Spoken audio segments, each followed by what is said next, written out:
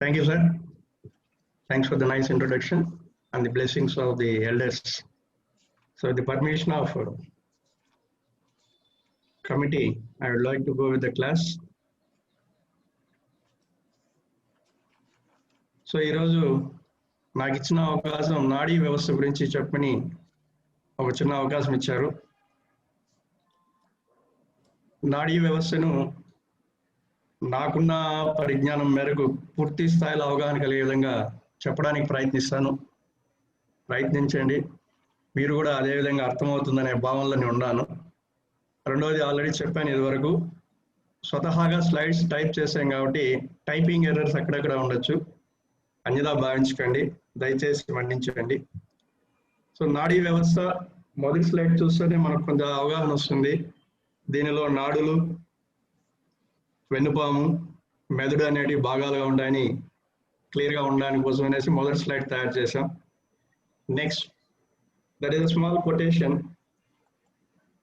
Illness does not come from blue directly. It is because of small sins we are doing daily. When accumulates, comes out as a disease. అంటే అనారోగ్యము అనేది నేరుగా ఆకాశం నుంచి మనిషి శరీరంలోకి అయితే రాదు. మరి ఎలా వస్తుందని మనకు భావన కలిగిందంటే, అనునిత్యము మనం చేసేటువంటి దైనందిన కార్యక్రమాల్లో కావచ్చు, జీవన విధానంలో కావచ్చు, చిన్న పొరపాట్లు, అలా చిన్న పొరపాట్లు చేస్తూ ఉంటాము. ఈ పొరపాట్లన్నీ కలిసి ఒక పెద్ద మూటగా ఆస్తిగా తయారైనప్పుడు ఏదో ఒక అనారోగ్య రూపంలోనో జబ్బు రూపంలోనో బయట వస్తుంది. అది మనం అనారోగ్యము తీవ్ర స్థాయిలో ఉందని భావిస్తున్నాం. కాకపోతే ఆ చిన్న తప్పులు ఏంటి అనేది జీవన విధానాన్ని మాడిఫై చేసుకోవడం వల్ల, లేదా పూర్తి స్థాయిలో అవగాహన కలిగించుకోవడం వల్ల మనం వాటిని రాకుండా దూరంగా కూడా ఉండడానికి ప్రయత్నం చేయొచ్చు. ఎందుకంటే మనం వ్యాయామ విద్యకి సంబంధించినటువంటి కాబోయే ఉపాధ్యాయులు ఆల్రెడీ వృత్తిలో ఉన్న వాళ్ళకి ఈ క్లాసెస్ జరుపుతున్నాం కాబట్టి మీరు దీన్ని దృష్టిలో ఉంచుకొని మనము ఏ విధంగా జీవన విధానం ఉండాలి, లేదా మనం బోధించే విద్యార్థుల యొక్క జీవన విధానాన్ని ఏ విధంగా మార్చాలి. ఎందుకంటే there is one more quotation, the aim of life is to die young as late as possible. అంటే జీవితం యొక్క లక్ష్యం ఏంటంటే యువకుడిగా చనిపోవాలి. ఎప్పుడు చనిపోవాలంటే ఎంత వీలైతే అంత ఆలస్యంగా చనిపోవాలి. అంటే మ్యాక్సిమం లైఫ్ స్పాన్ అనుభవించాలి, but it should be very young and healthy. So ఇవన్నీ ఉండాలంటే ఏం చేయాలంటే ఒక క్రమ జీవన విధానం అనేది అలవర్చుకొని జీవితంలో మనం ముందుకు వెళ్తూ దాన్ని పాటిస్తూ విద్యార్థులకు చెప్పి వాళ్ళ చేత కూడా అలా తయారు చేసినట్లయితే ఖచ్చితంగా ఆరోగ్యవంతమైన జీవన విధానం అనేది, జీవితం అనేది గడపడానికి అవకాశం ఉంటుంది. నెక్స్ట్, ఇక్కడ ఉన్నటువంటి శ్లోకము ఇది మెడిటేషన్ సంబంధించిన శ్లోకం సార్. భగవద్గీతలో చెప్పబడింది.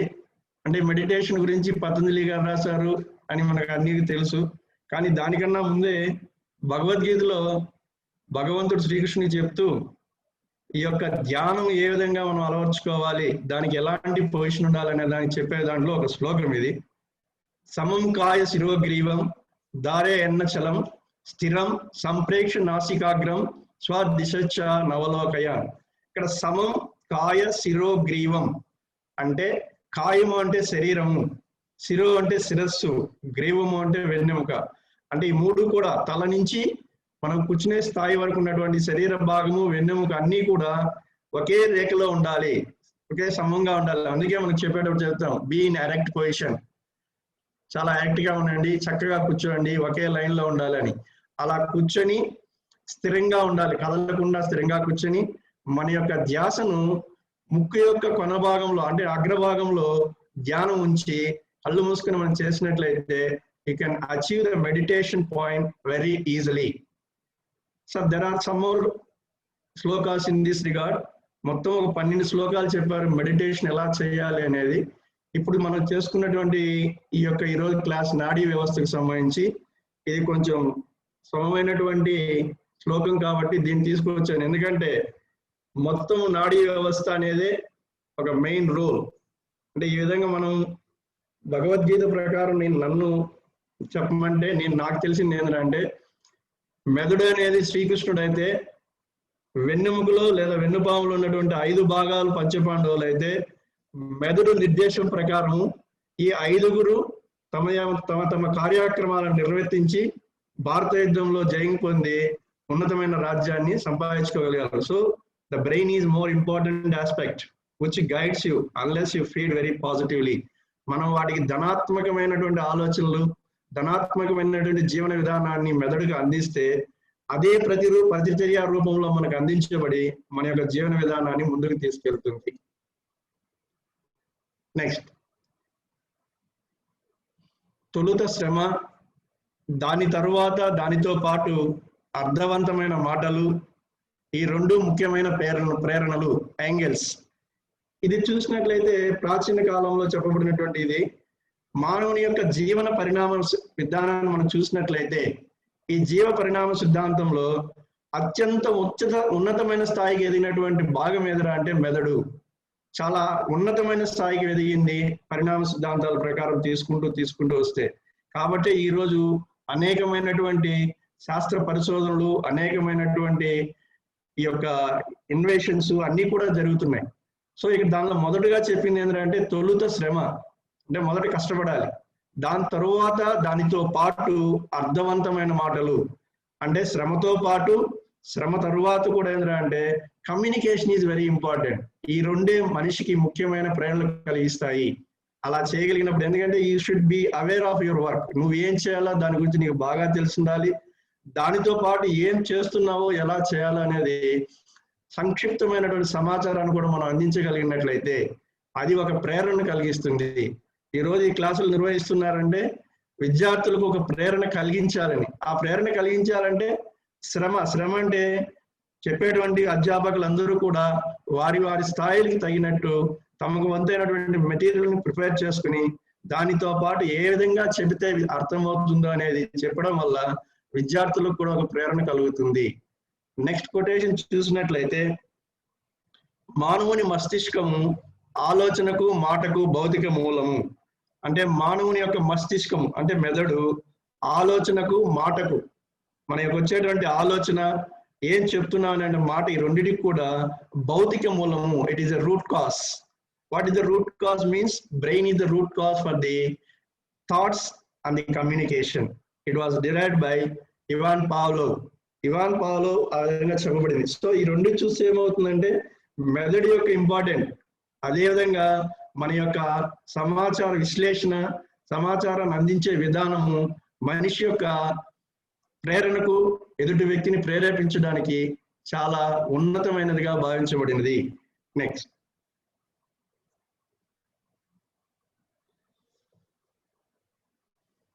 శరీరము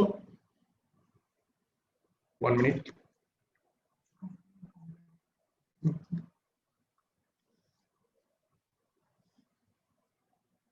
Sir.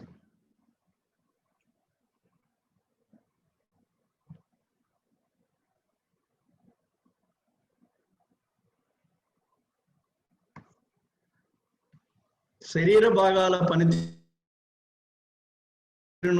సమైక్యపరిచి నియంత్రించే వ్యవస్థే నాడీ వ్యవస్థ.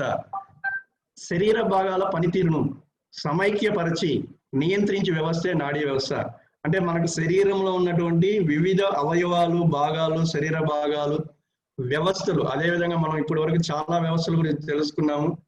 మొదటిగా మొదలుపెట్టేవాడిని తీసుకున్నట్లయితే అస్థిపంజర వ్యవస్థ, రక్త ప్రసరణ వ్యవస్థ, కండర వ్యవస్థ, శ్వాసకోశ వ్యవస్థ, జీర్ణక్రియ వ్యవస్థ, విసర్జకావయ వ్యవస్థ, ఇలా అనేక వ్యవస్థలు. ఇంకా మనకు ఉన్నటువంటివి తీసుకున్నట్లయితే ఎండోక్రైనాలజీ ఒకటి ఉంది, వినాల గ్రంథి వ్యవస్థ అనేసి, అదే జ్ఞానాంగాలు, స్పెషల్ సెన్సెస్ ఉన్నాయి, ప్రత్యేక జ్ఞానాల గురించినటువంటి ఒక వ్యవస్థ ఉన్నది. ఇవన్నిటినీ కూడా ఒకే విధంగా సమైక్యపరిచి కోఆర్డినేట్ చేసి వాటిని కంట్రోల్ చేసేటువంటి వ్యవస్థే. ఎందుకంటే మనం చేసే ప్రతి పని కూడా, బాహ్యంగా నిర్వర్తించే ప్రతి పని కూడా it was controlled by brain, నాడీ వ్యవస్థ ద్వారా నియంత్రించబడుతుంది. ఏ విధంగా అంటే దట్ విల్ కమ్ లేటర్. ఏ విధంగా మనకు మెదడుకి ఆ యొక్క ఆజ్ఞలు వెళ్తున్నాయి, అక్కడి నుంచి ఏ విధమైనటువంటి ప్రతిచర్యలు వస్తున్నాయి అనే దాన్ని చూసినట్లయితే మన యొక్క శరీర భాగాలు పనితీరు ఏ విధంగా కోఆర్డినేట్ చేయబడుతుంది, ఏ విధంగా కంట్రోల్ చేయబడుతుంది, సమైక్యపరచబడుతుంది, నియంత్రించబడుతుంది అనేది తెలుస్తుంది. సమాచార ప్రసరణ ప్రసరణ అనున్నది నియంత్రణ అనున్నది వ్యవస్థీకరణను మరియు సమైక్యతను ఏర్పరుస్తుంది. సమాచార ప్రసరణ కమ్యూనికేషన్ అనున్నది నియంత్రణను కంట్రోల్ చేయడానికి, అదేవిధంగా నియంత్రణ అనున్నది వ్యవస్థీకరణ ఆర్గనైజేషన్ మరియు కోఆర్డినేషన్ ని ఏర్పరుస్తుంది. ఫర్ ఎగ్జాంపుల్, ఇప్పుడు ఈ క్లాసెస్ జరుగుతున్నాయి. ఈ క్లాసెస్ జరగాలంటే పెద్దవాళ్ళు ఎవరెవరి క్లాసులు తీసుకోవాలనే సమాచారాన్ని ఇవ్వాలి. అదేవిధంగా వాళ్ళు ఆ రోజు వస్తున్నారా లేదా అని తెలుసుకుని ముందస్తుగా అన్ని రెడీ చేసుకుని దే హ్యావ్ టు కంట్రోల్. అలా కంట్రోల్ చేయడం వల్ల ఏమవుతుందంటే ఈ మొత్తం ప్రోగ్రామ్ కూడా ఒక క్రమ పద్ధతిలో వ్యవస్థీకరించబడి ఆర్గనైజ్ చేయబడి కోఆర్డినేట్ చేయబడుతుంది. It is merely because of the respected people and the coordinators. అదేవిధంగా మనం వ్యాయామ విద్యకు సంబంధించిన తీసుకున్నట్లయితే మనం ఇంట్రామరల్స్ జరపాలి అంటే ముందస్తుగా అందరికి తెలియచేయాలి.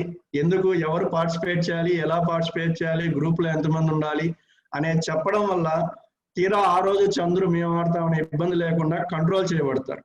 అలా కంట్రోల్ చేయడం వల్ల ఏమవుతుందంటే నీ యొక్క ఇంట్రామరల్స్ ఆర్గనైజేషన్ అనేది పూర్తి స్థాయిలో ఒక సమన్వయ పద్ధతిలో నిర్వహించడానికి అవకాశం ఉంటుంది. దాన్నే వ్యవస్థీకరణ ఆర్గనైజేషన్, అదేవిధంగా సమైక్యత coordination. This two can be achieved with the help of proper communication. సరైన సమాచారంతో మనం ఈ రెండింటినీ కూడా మనం సాధించవచ్చు. ఇంక తీసుకున్నట్లయితే శరీరంలో మనకు 2 రకాల సమాచార ప్రసారాలు ఉన్నాయి. There are 2 types of communication system in the body. శరీరంలో 2 రకాల సమాచార ప్రసారాలు ఉన్నాయి. అవేంటివి అంటే నాడీ వ్యవస్థ మరియు వినాల గ్రంథి వ్యవస్థ. ఆ 2 types of communication system ఏందని చూసినట్లయితే నాడీ వ్యవస్థ మొదటిది అంటే ఇప్పుడు మనం తెలుసుకోబోయేది. రెండవది వినాల గ్రంథి వ్యవస్థ, ఎండోక్రైనాలజీ చెప్పాం. వినాల గ్రంథి అంటే నాళము లేకుండా ఉండే గ్రంథులు ఉండే వ్యవస్థను వినాల గ్రంథులు అంటారు. మరి ఇది ఏ విధంగా మనకు ఇక ప్రసారానికి తోడ్పడుతుందంటే ఇదివరకే మనం జీర్ణ వ్యవస్థ చెప్పేటప్పుడు చెప్పాను మీకు. మనకు జీర్ణ వ్యవస్థలో నాళ గ్రంథులు ఎక్కువగా ఉంటాయి, వినాల గ్రంథులు తక్కువగా ఉంటాయని చెప్పాము. వినాల గ్రంథులు తమ స్రావకాలైనటువంటి హార్మోనులను నేరుగా రక్త ప్రవాహంలో పంపించి ఎక్కడ అవసరమో శరీరంలో అక్కడికి తీసుకుని పోబడుతుంది. ఆ విధంగా అవి తమ కమ్యూనికేషన్ ని తెలియజేస్తాయి. సో 2 రకాల సమాచార ప్రసారాలు ఏమున్నాయి శరీరంలో అంటే నాడీ వ్యవస్థ మరియు వినాల గ్రంథి వ్యవస్థ. నెక్స్ట్ దాని కింద పాయింట్ చూసినట్లయితే రక్త ప్రసరణ వ్యవస్థ అన్నది సహాయక వ్యవస్థగా పనిచేస్తుంది. సో సర్క్యులేటరీ సిస్టమ్ అనేది మనకు హెల్పింగ్ సిస్టమ్ గా ఉంటుంది. ఎందుకు, ఈ యొక్క కమ్యూనికేషన్ హార్మోన్లు ఇచ్చినటువంటి హార్మోన్లను శరీర భాగాల దగ్గరికి అవసరమైన దగ్గరికి తీసుకోగలిగే వ్యవస్థ ఏదిరా అంటే రక్త ప్రసరణ వ్యవస్థ. కాబట్టి ఇది వాటితో అనుసంధానమయ్యి మనకు మనిషి జీవన విధానానికి ఉపయోగపడుతుంది. కాబట్టి దాన్ని సహాయక వ్యవస్థగా చెప్పారు. సో మరొకసారి గుర్తుపెట్టుకోండి, ఎందుకంటే శరీరంలో 2 ప్రసారాల వ్యవస్థలు ఉన్నాయి అంటే నాడీ వ్యవస్థ, వినాల గ్రంథి వ్యవస్థ. రక్త ప్రసరణ వ్యవస్థ అనేది ఏ విధమైనటువంటి వ్యవస్థ అంటే మనకు ప్రసార వ్యవస్థలో సహాయక వ్యవస్థగా పనిచేస్తుంది.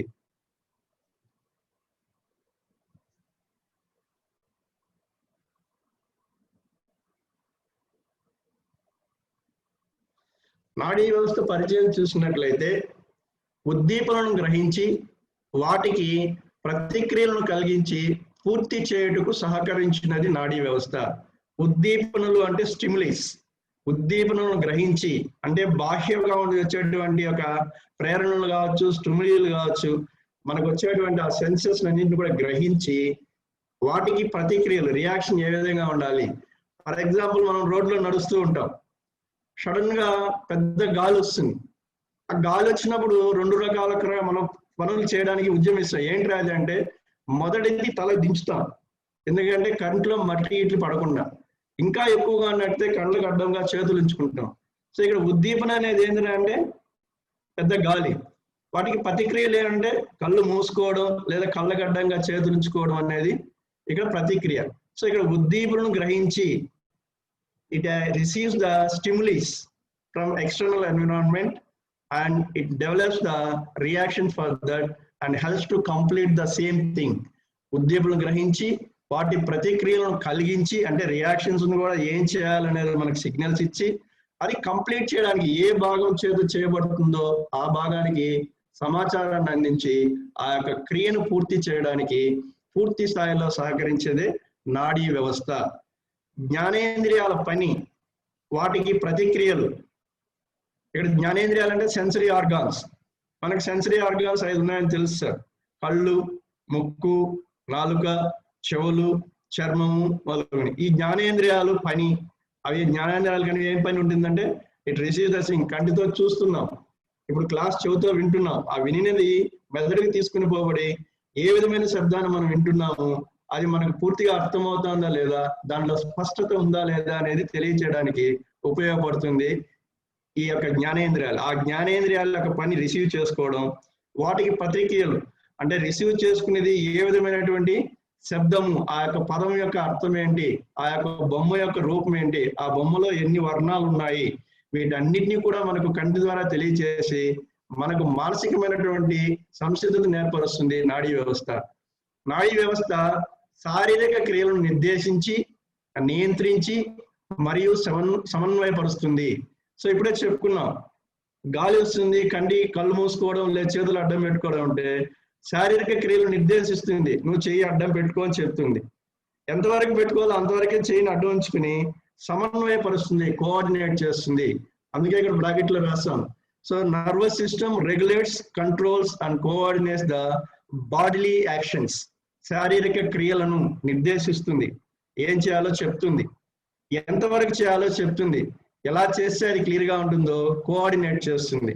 నడుస్తున్నాము, ఎడమ కాలు ముందుకేస్తున్నాము అంటే కుడి చేయి వస్తా ఉంది, ఎడమ చేయి వెనక్కి పోతా ఉంది, ఇది కోఆర్డినేషన్.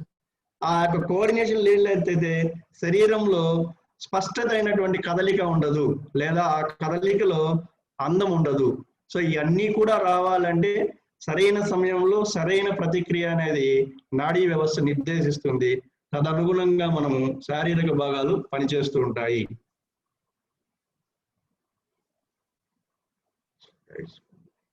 సో నాడీ వ్యవస్థ యొక్క ఉపయోగాలు మనం చూసినట్లయితే, యూజెస్ ఆఫ్ నర్వస్ సిస్టమ్,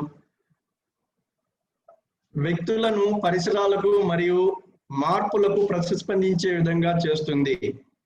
నాడీ వ్యవస్థకు ఉపయోగం ఏంటంటే ఇండివిజువల్స్, వ్యక్తులను పరిసరాలకు మరియు ప్రకృతికి, environment for the nature, the changes that happens in the environment, మనకు దగ్గరగా ఉన్నటువంటి పరిసరాల్లో మరియు సాధారణంగా ప్రకృతిలో ఏర్పడేటువంటి వివిధ మార్పులకు రెస్పాండ్ అయ్యే విధంగా చేస్తుంది, ప్రతిస్పందించే విధంగా చేస్తుంది. ఫర్ ఎగ్జాంపుల్, ఇప్పుడున్నటువంటి ప్రకృతి విలయం ఏంటంటే COVID-19, కరోనా.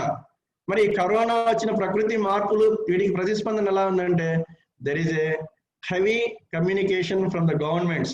దయచేసి ఇంట్లో నుంచి బయట రావద్దండి, మూతికి మాస్క్ వేసుకోండి, clean your body and environment frequently, take a very good diet. ఇవన్నీ కూడా ప్రకృతిలో వచ్చిన మార్పులకు ప్రతిస్పందించే విధం. అలాగే మనకు జలుబు చేసింది, దానికి ఎలా చేయాలి, అదేవిధంగా ఎండ ఎక్కువగా ఉంది, ఏం చేయాలి. సో ఇవన్నీ కూడా the changes that takes place in the surrounding environments and in the nature, పరిసరాల్లో మరియు ప్రకృతిలో ఏర్పడేటువంటి మార్పులకు అనుగుణంగా ప్రతిస్పందించే విధమే, ఈ విధంగా తయారు చేయడమే నాడీ వ్యవస్థ యొక్క ముఖ్య ఉపయోగం. నెక్స్ట్ పాయింట్ చూసినట్లయితే, వివిధ కదలికలను నియంత్రించి మరియు సమన్వయపరుస్తుంది. It controls the movement of various parts of the body. అంటే శరీరంలోని వివిధ భాగాల యొక్క కదలికలను నియంత్రిస్తుంది, కంట్రోల్ చేస్తుంది, అదేవిధంగా కోఆర్డినేట్ చేస్తుంది. ఫర్ ఎగ్జాంపుల్, ఫుట్బాల్ తన్నాలంటే వాట్ ఈజ్ యువర్ అప్రోచ్, మనం ఏ విధంగా బాల్ చేరాలి, బంతిని తన్నకుండా ఉన్నటువంటి కాలు బంతి పక్కన ఏ విధంగా ఉంచాలి, తన్నేటువంటి కాలు ఎంత వెనకకి తీసుకెళ్ళాలి, బంతిని ఎక్కడ కాంటాక్ట్ చేయాలి. These are all the complex movements, one have to be complete. ఒకదాని తర్వాత ఒకటికి క్రమంగా చేస్తూ చివరిగా కాలుని తీసుకొచ్చి బంతిని సరైన ప్లేస్ లో కొట్టలేట్లయితే అనుకున్నంత దూరం బంతిని ప్రయాణం చేస్తుంది. సో ఇలాంటి కదలికలను డ్యూరింగ్ ద గేమ్ కంట్రోల్ చేసి సమన్వయపరుస్తుంది. నువ్వు అనుకున్నటువంటి గమ్యానికి బంతిని పంపడానికి నీ యొక్క శరీరాన్ని నియంత్రిస్తుంది. అలాగే అపాయకరమైన ఉద్దీపనల నుంచి శరీరాన్ని కాపాడుతుంది. It protects the body from dangerous stimulis. ఇక్కడ డేంజరస్ స్టిమ్యులీస్ అంటే ఏముంటాయి, అని ఆలోచించినట్లయితే మనం ఫర్ ఎగ్జాంపుల్ రోడ్లో నడుచుకుంటూ వెళ్తున్నాం, మనకు ఒక 2-3 మీటర్స్ దూరంలో ఒక వైపు నుంచి ఒక పెద్ద పాము వెళ్తాం. పాము వెళ్తా అంటే ఏం చేస్తాం? పామే కదా, నేరుగా ముందుకు వెళ్తామా? లేదు పాము మీద దగ్గర కాలు పెడతాం? ఏది చేయం. ఎందుకంటే అది దాని పని దాన్ని చేసుకొని వెళ్తుంది నువ్వు దగ్గరికి వెళ్తే. సో అది డేంజరస్, నానా ఎదురుగా పాము పోతుంది, నువ్వు కొంచెం ఆగు ఇక్కడ. సో అలాంటి అపాయకరమైన ఉద్దీపనల నుంచి శరీరాన్ని కాపాడుతుంది. అదేవిధంగా మనం నడిచే దారిలో చిన్న ముళ్ళు ఉండొచ్చు, చూడకుండా కాలేసిన అంటే అది పాదానికి గుచ్చుకుని లేని ఇబ్బంది తెచ్చిపెడుతుంది. చూసిన వెంటనే కాలు వెనక్కి తీస్తున్నాం. సో ఇలాంటి చిన్న చిన్న లేదా పెద్ద పెద్ద అపాయకరమైన ఉద్దీపనల నుంచి శరీరాన్ని కాపాడుతూ ఉంటుంది. నాడీ వ్యవస్థను చూసినట్లయితే మొత్తంగా 3 భాగాలు ఉన్నాయి. ఒకటి నాడులు, నర్వ్స్, వెన్నుపాము, స్పైనల్ కార్డ్, మెదడు. ఇక్కడ కూడా పిక్చర్ చూసినట్లయితే బ్రెయిన్, స్పైనల్ కార్డ్, వెన్నుపాము, నర్వ్స్, నాడులు.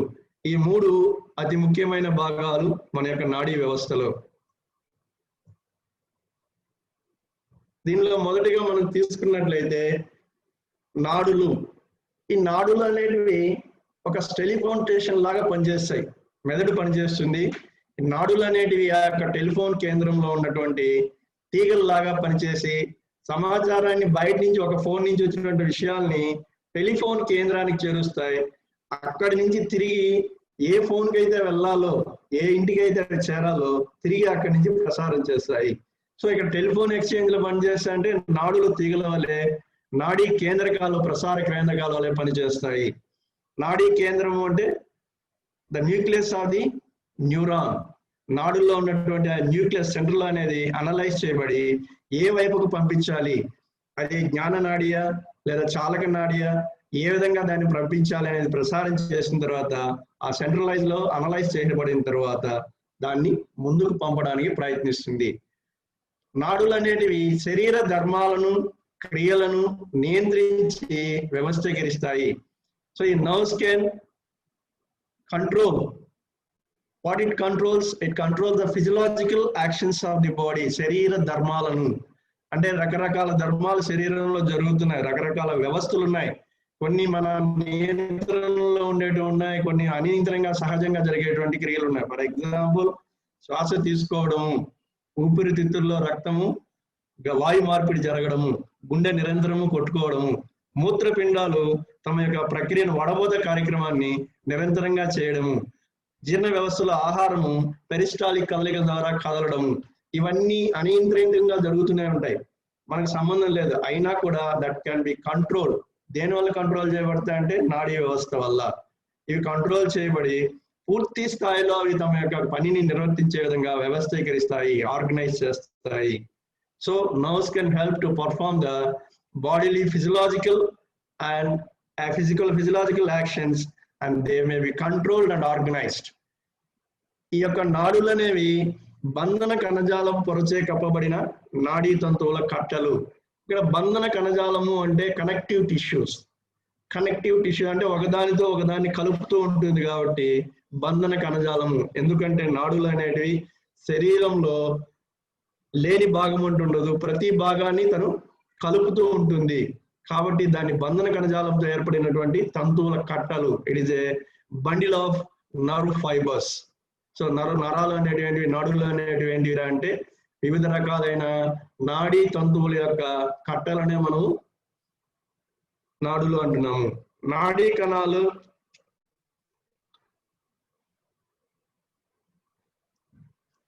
నాడీ కణాల సమూహాన్ని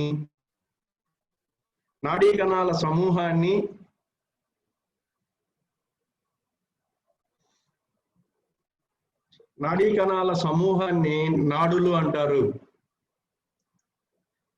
నెక్స్ట్ నాడీ కణము అనేది నాడీ వ్యవస్థలో ముఖ్యమైన జీవన ప్రమాణము. వీటిని న్యూరాన్లు అంటారు. ఇక్కడ నాడుల్లో అనేకమైనటువంటి నాడీ తంతువులు ఉంటాయని చెప్పాము. ఈ నాడీ తంతువుల్లో తిరిగి అతి ముఖ్యమైనటువంటి కణం, నాడీ కణం అనేది ఏంటి అంటారంటే ఆ నాడీ కణాన్ని న్యూరాన్ అంటారు. ఇక్కడ ఈ నాడీ వ్యవస్థ గురించి అదేంటి శాస్త్రాన్ని మనము న్యూరాలజీ అంటారు. సో న్యూరాన్ పేరు మీదే న్యూరాలజీ అని వచ్చింది. న్యూరాలజీ అంటే నాడీ వ్యవస్థ గురించి, నాడుల గురించి అధ్యయనం చేసేటువంటి శాస్త్రము. సో ఇక్కడ న్యూరాన్ అనేది ఎంత ఇంపార్టెంట్ అంటే, కణంలో తీసుకున్న మన శరీరంలో తీసుకుంటే కణం అనేది ఒక చిన్న యూనిట్, అతి ముఖ్యమైనటువంటి ప్రమాణము. అదేవిధంగా విసర్జక వ్యవస్థ మూత్రపిండాల్లో తీసుకుంటే నెఫ్రాన్ అతి ముఖ్యమైన జీవన ప్రమాణము. ఇలా ప్రతి భాగంలో కూడా అతి ముఖ్యమైనటువంటి భాగాలు ఉంటాయి. నాడీ వ్యవస్థలో నాడీ కణం అనేది చాలా అతి ముఖ్యమైన జీవన ప్రమాణము, ఫంక్షనింగ్ యూనిట్. దాన్నే న్యూరాన్ అంటారు. నాడీ కణాలను మనం తీసుకున్నట్లయితే వాటి యొక్క పని విధానాన్ని లేదా నిర్మాణంలో ఉన్నటువంటి భేదాలను తీసుకుని చూసినట్లయితే నాడీ కణాలు 2 రకాలుగా విభజించారు. ఒకటి నాడీ కణము, nerve cell, that is neuron.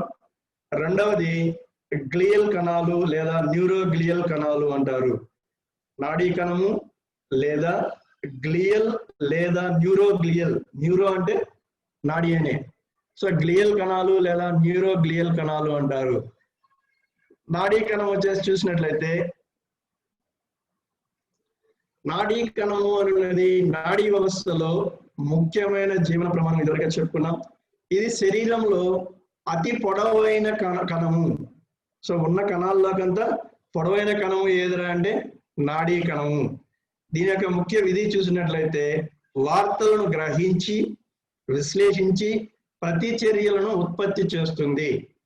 అంటే it collects the information, analyse the information and it develop the reactions for those stimulis. ఏ వార్తలను అయితే గ్రహించిందో వాటిని విశ్లేషిస్తుంది. ఇది ఏంటి, ఇది ఎందుకు చేయాలి, దీనికి సంబంధించినటువంటి ప్రతిచర్య ఎలా ఉండాలి.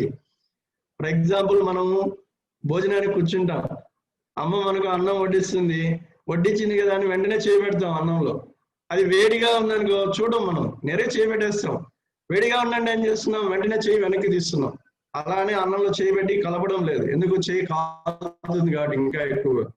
సో ఇలాంటివి గ్రహిస్తుంది, it receives information and it analyse, దాన్ని విశ్లేషిస్తుంది, ఏ విధంగా దానికి ప్రతిస్పందించాలో కూడా తెలియజేస్తుంది. శరీరంలో కొన్ని భాగాల్లో ఇవి సమూహాలుగా ఏర్పడతాయి. వీటిని గ్యాంగ్లియన్లు అంటారు. గ్యాంగ్లియన్ అంటే మనకు తెలుసు, గ్యాంగ్ అంటే ఏంటి, ఒక 5-6 మంది కలిపితే ఒక కూటమి ఏర్పడుతుంది. అలా కొన్ని శరీర భాగాల్లో ఈ యొక్క నాడీ కణాలు అనేటివి అనేకమైన నాడీ కణాలు అతి దగ్గరగా అస్పష్టంగా కలిసిపోయి ఒక బంచ్ లాగా ఏర్పడుంటాయి. అలా సమూహంగా ఏర్పడినటువంటి నాడీ కణాలను ఏమంటారు అంటే గ్యాంగ్లియన్లు అంటారు. ఇది ఎక్కువగా మనకు మెదడులో ఎక్కువగా ఉంటాయి. ఇవి మెదడులో చాలా సంక్లిష్టమైనటువంటి నిర్మాణం ఉంటుంది కాబట్టి గ్యాంగ్లియన్స్. అదేవిధంగా వెన్నుపాములో చూసినట్లయితే అక్కడ కూడా కుడి ఎడమల భాగాల నుంచి నాడులు అనేకంగా వచ్చి జత చేరి వాటి నుంచి పైకో క్రిందకో వార్తలు అనేవి ప్రసారం చేయబడుతూ ఉంటాయి. So this is called the accumulation of nerve cells is called ganglions.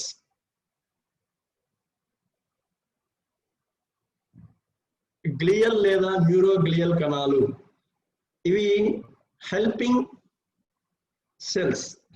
Cells, ఇవి సహాయక కణాలు. ఏ విధంగా సహాయపడతాయి, దేనికి సహాయపడతాయి అంటే నెక్స్ట్ పాయింట్ చూడండి. వీటిలో కొన్ని నాడీ కణాలు సహాయం చేస్తూ మరియు రక్తనాళాలకు పట్టి ఉంచుతుంది. ఈ గ్లియల్ కణాలు అనేటివి రకరకాలుగా ఉంటాయి. ఇవి వీటిలో కొన్ని నాడీ కణాలను సహాయం చేస్తుంటాయి. ఏ విధంగా సహాయం చేస్తుంటాయి అంటే వాటికి కావాల్సినటువంటి ఆహారాన్ని అందివ్వడం, వాటికి రక్షణ కలిగించడం అనేటివి ఈ గ్లియల్ కణాల యొక్క ముఖ్య పని. అంతేకాకుండా ఈ గ్లియల్ కణాలు రక్తనాళాలకు పట్టి ఉంచుతుంది. వేటిని పట్టి ఉంచుతుంది అంటే నాడీ కణాలు, న్యూరాన్లను రక్తనాళాలకు దగ్గరగా పట్టి ఉంచుతుంది.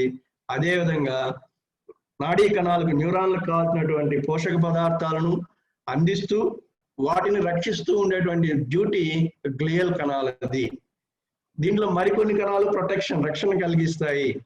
ఈ విధంగా తీసుకున్నట్లయితే ఈ గ్లియల్ ఆర్ న్యూరోగ్లియల్ కణాలు అనేటివి శరీరంలో నాడీ కణాల కన్నా 10 నుంచి 50 రెట్లు ఎక్కువగా ఉంటాయి. they are more than the neurons 10 to 15 times. So నాడీ కణాల కన్నా కూడా గ్లియల్ కణాలు ఎక్కువ సంఖ్యలో ఉంటాయి. ఆ సంఖ్యలో ఉండడం వల్ల అవి అనేక చోట్ల ఉండి అవసరమైన నాడీ కణాలను రక్తనాళాలకు అంటిపెట్టిండి వాటికి పోషకాలు అందిస్తూ రక్షణ కలిగిస్తూ ఉండి సరైన క్రమంలో పనిచేసే విధంగా సహాయం చేస్తుంటాయి. ఏంటివి అంటే గ్లియల్ కణాలు లేదా న్యూరోగ్లియల్ కణాలు. ఈ యొక్క గ్లియల్ కణాల యొక్క నిర్మాణం చూసినట్లయితే వాటిని క్రింది ఇక బొమ్మలో చూసినట్టుగా వివిధ రకాలుగా విభజించారు. ఒకటి ఆస్ట్రోసైట్స్. ఇక్కడ మీకు కనబడుతున్నటువంటి ఈ యొక్క పింక్ కలర్ భాగానికి నాడీ కణాలను అంటి ఉంచుతాయి, ఇక చివరిలో గట్టిగా పట్టి ఉంచుతాయి. సో ఇక్కడ చూసినట్లయితే ఈ యొక్క నాడీ కణాన్ని ఇక్కడ గట్టిగా రక్షిస్తూ పట్టి ఉంచింది ఇక్కడ ఉన్నటువంటిది. దీన్ని ఒలిగోడెండ్రైట్స్ అంటారు. ఒలిగోడెండ్రోసైట్ ఇది మరొక రకమైనటువంటి గ్లియల్ కణం. ఇక్కడ వచ్చేసి మైక్రోగ్లియల్. సో వివిధ రకాలైన కణాల యొక్క డెండ్రైట్స్ ని కలిపి ఉంచి వాటిని ఒక బంధం ఏర్పరుస్తుంది. సో ఈ విధంగా ఈ యొక్క గ్లియల్ కణాలు అనేవి వాటి యొక్క నిర్మాణ రీత్యా పని రీత్యా కూడా వివిధ రకాలుగా విభజించారు.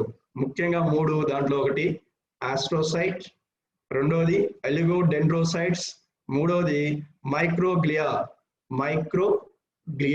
ఇవి 3 కూడా గ్లియల్ కణాల్లోని రకాలు. సో గ్లియల్ కణాలు అనేవి బాగా గుర్తుంచుకోండి for the sake of competitive examinations. Glial కణాలు అనేవి ఏంటంటే నాడీ కణాల్లోనే మరొక రకము.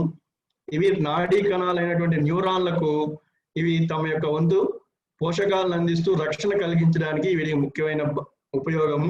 అంతేకాకుండా న్యూరాన్లను వాటికి దగ్గరగా ఉన్న రక్తనాళాలకు అంటి ఉంచే విధంగా అతుకుబడి ఉండే విధంగా కూడా సహాయం చేసేది ఏవిరా అంటే గ్లియల్ కణాలు.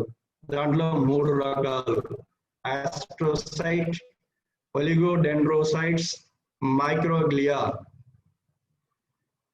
ఈ బొమ్మ చూసినట్లయితే మీకు ఒక నాడీ కణంలోని భాగాలు, న్యూరాన్ లో ఏవైనా భాగాలు ఉంటాయి అవి ఏంటివి అనేది తెలుస్తూ ఉంటాయి. ఇక్కడ ప్రతి న్యూరాన్ లో కూడా మనం ఇక్కడ చూసినట్లయితే ఈ యొక్క భాగాన్ని సెల్ బాడీ, కణదేహము అంటారు. నా కర్సర్ మూవ్ అవుతున్నటువంటి భాగము సెల్ బాడీ, కణదేహము. కణదేహం మధ్యలో ఉన్నటువంటిది న్యూక్లియస్. ఇటువైపు సన్నగా పోగులు వారి రెండు భాగాలను డెండ్రైట్స్ అంటారు, కేసికలు. క్రింది వైపున ఇక్కడ ఉన్నటువంటి ఎల్లోగా పొడుగ్గా ఉన్నటువంటి భాగము యాక్సాన్. యాక్సాన్. ఈ యాక్సానికి పైన ఉన్నటువంటి ఈ పొర వచ్చేసి మైలిన్ షీత్, మైలిన్ తొడుగు అంటారు. మధ్యలో ఉన్నటువంటి యొక్క గ్యాపులను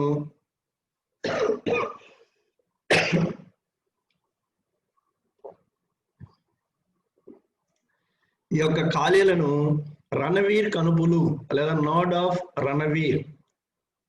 ఈ యొక్క మైలిన్ షీత్ మధ్యలో 2 గ్యాపుల మధ్య, కనుపుల 2 మధ్యలో ఒక కణం ఉంటుంది. దాన్ని ష్వాన్ కణము అంటారు. ష్వాన్ కణము లేదా ష్వాన్ సెల్. నెక్స్ట్ చివరిగా ఉన్నటువంటి యాక్సాన్ టెర్మినల్స్ అంటారు. అంటే యాక్సాన్ చివరిగా ఇక్కడ విభజించబడి ఇంకొక యాక్సానికి కానీ ఇంకొక కణంలో ఉన్నటువంటి యాక్సాన్లకు కానీ డెండ్రైట్లకు కానీ సమాచారాన్ని అందించే విధంగా ఈ యొక్క టెర్మినల్స్ అనేటివి ఉపయోగపడతాయి. సో నాడీ కణంలోని భాగాలు చూసుకున్నట్లయితే నాడీ కణ దేహము, నాడీ కణ కేంద్రకము, కేసికలు లేదా డెండ్రైట్స్, యాక్సాన్. యాక్సాన్ లో చూసినట్లయితే మధ్యలో ఉన్నటువంటి ఖాళీలను, కనుపులను రణవీర్ కనుపులు అంటారు. ఈ యొక్క యాక్సాన్ అనేది మైలిన్ తొడుగు చేత కప్పబడి ఉంటుంది. ఈ యొక్క 2 కనుపుల మధ్య ఉన్న మైలిన్ తొడుగులో మధ్య భాగంలో ఉన్న కణాన్ని ష్వాన్ కణము అంటారు. ఈ యొక్క చివరిలో మనకు ఈ యొక్క యాక్సాన్ టెర్మినల్స్. టెర్మినల్స్ అంటే దారులు కలిగించేటివి. ఎందుకు దారి కలిగించాలి? తను తీసుకున్నటువంటి సమాచారాన్ని వేరొక కణానికి అందించాలి. ఎక్కడ వరకు అందించాలంటే ఆ యొక్క కేంద్రం చేరేంత వరకు. ఇక్కడ ఒకటి జ్ఞానాంగం నుంచి వచ్చేటట్లయితే మెదడుకు చేరాలి, లేదా మెదడు నుంచి వచ్చేటట్లయితే ఏ అవయవానికి అయితే అందించాలో ఆ అవయవానికి అందించేందుకు వాటి మధ్య ఉన్న సంధానాన్ని ఏర్పరచుకుంటూ ముందుకెళ్తాయి. నెక్స్ట్, సో నాడీ కణంలోని వివిధ భాగాలు మనం చూసినట్లయితే మొదటిది నాడీ కణదేహము, సెల్ బాడీ. ఈ సెల్ బాడీని శంకారియా అని కూడా అంటారు, లేదా సోమా అని కూడా అంటారు. శంకార్య లేదా సోమ. ఈ పదాలు గుర్తుంచుకోవాలి. ఒకే క్లాస్ వినడం కదా, గుర్తుంచుకున్నట్లయితే for future exam it is very much useful.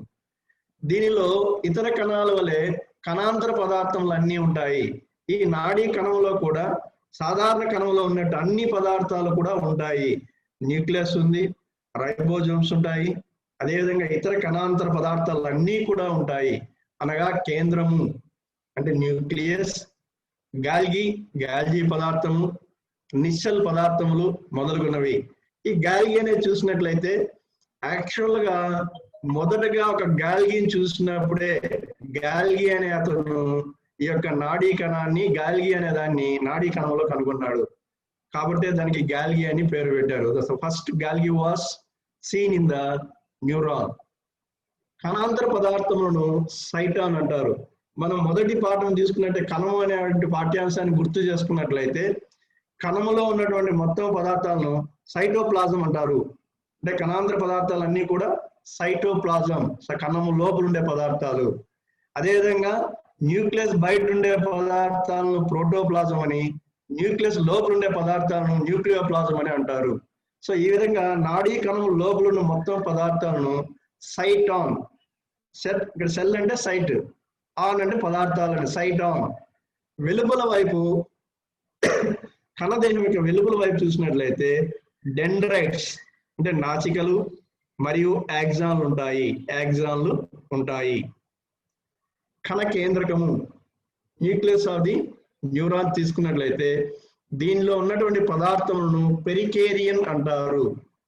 కణ కేంద్రకంలో ఉన్న పదార్థాలను పెరికేరియన్ అంటారు. ఇది వెరీ ఇంపార్టెంట్, గుర్తుంచుకోండి. నిశ్చల్ పదార్థములు, నిశ్చల్ సబ్స్టాన్స్. ఈ నిశ్చల్ సబ్స్టాన్స్ అనేది దీని లోపల ఇక్కడ ఉంటుంది కణం చుట్టూ. ఇవి రేణువుల వంటి భాగాలు కలిగి ఉంటుంది, పెద్ద పెద్ద రేణువుల వంటి భాగాలు. దీన్ని యాక్చువల్గా మనం చెప్పుకోవాలంటే గరుకు ఉపరితలం కలిగినటువంటి అంతర్జీవ ద్రవ్యజాలము అంటే రఫ్ సర్ఫేస్ కలిగినటువంటి ఎండోప్లాస్మిక్ రెటికులం అంటారు. రఫ్ సర్ఫేస్డ్ ఎండోప్లాస్మిక్ రెటికులం అంటే రైబోజోమ్స్ అతుకుబడి ఉంటాయి కాబట్టి దానికి ఉపరితలము గరుకు తలముగా ఉంటుంది. సో ఇక్కడ ఉన్నటువంటి సైటాన్లో పెద్ద పెద్ద రేణువుల వంటి భాగాలు ఉంటాయి. అవి ఎలా ఉంటాయంటే ఫ్లాట్ గా ఉండి వాటికి త్వచాలు కలిగినటువంటి సంచి వంటి భాగాలు. ఇట్ ఈస్ లైక్ ఎ సాక్, ఒక చిన్న సంచి లాగా ఉండి బల్లపరుపుగా ఉంటుంది, మెంబ్రైన్స్ కలిగి ఉంటుంది, త్వచాలు కలిగి ఉంటుంది, మరియు ఆర్ఎన్ఏలు కలిగి ఉంటుంది. ఆర్ఎన్ఏ అనేది దేనికి ఉపయోగపడుతుంది అంటే ప్రోటీన్ల సంశ్లేషణకు ఉపయోగపడుతుంది. సో దీన్ని ఇది గరుకు ఉపరితలం కలిగిన అంతర్జీవ ద్రవ్యజాలము లాంటిది. So rough surface endoplasmic reticulum అంటారు. ఇది నాడీ వాహకంగా పనిచేస్తుంది. ఇది ఎందుకు పనిచేస్తుంది, ఈ యొక్క నిశ్చల పదార్థాలు ఎందుకు పనిచేస్తాయంటే బయట డెండ్రైట్స్ నుంచి వచ్చినటువంటి సమాచారాన్ని కేంద్రకానికి చేర్చాలంటే మధ్యలో వీటి యొక్క అనుసంధానం అనేది చాలా ఇంపార్టెంట్. అందుకే నాడీ వాహకముగా పనిచేస్తుంది. సో నాడీ దేహము, కణ కేంద్రము, నిశ్చల పదార్థము. నెక్స్ట్ కేసికల్ డెండ్రైట్స్. డెండ్రైట్స్ అనేది గ్రీకు పదం సార్. గ్రీకులో డెండ్రైట్ అంటే ఏంటంటే ఒక చెట్టు లాంటి ఆకారము, అంటే ఈ యొక్క చుట్టూ ఉన్నటువంటి సన్నని కేసికల వంటి భాగాలు చెట్లు కొమ్మల్లాగా కనబడతాయి. అందుచేత వీటిని డెండ్రైట్స్ అన్నారు. సో ఈ కేసికలు ఎంత సూక్ష్మంగా ఉంటాయంటే వెంట్రుక కన్నా కూడా సన్నగా ఉంటుంది. ఇక్కడ మళ్ళీ చూడండి, సోమ అనే పదం చెప్పాను, మొదట్లో చెప్పాను. కణదేహం చుట్టూ ఉండే వెంట్రుకల వంటి భాగాలు. సోమ అంటే కణదేహము, సెల్ బాడీ. సైటాన్ అంటారని చెప్పాము, అదేవిధంగా సోమ అంటారు అని చెప్పాను. దీనిలో నిశ్చల పదార్థములు ఉండవు.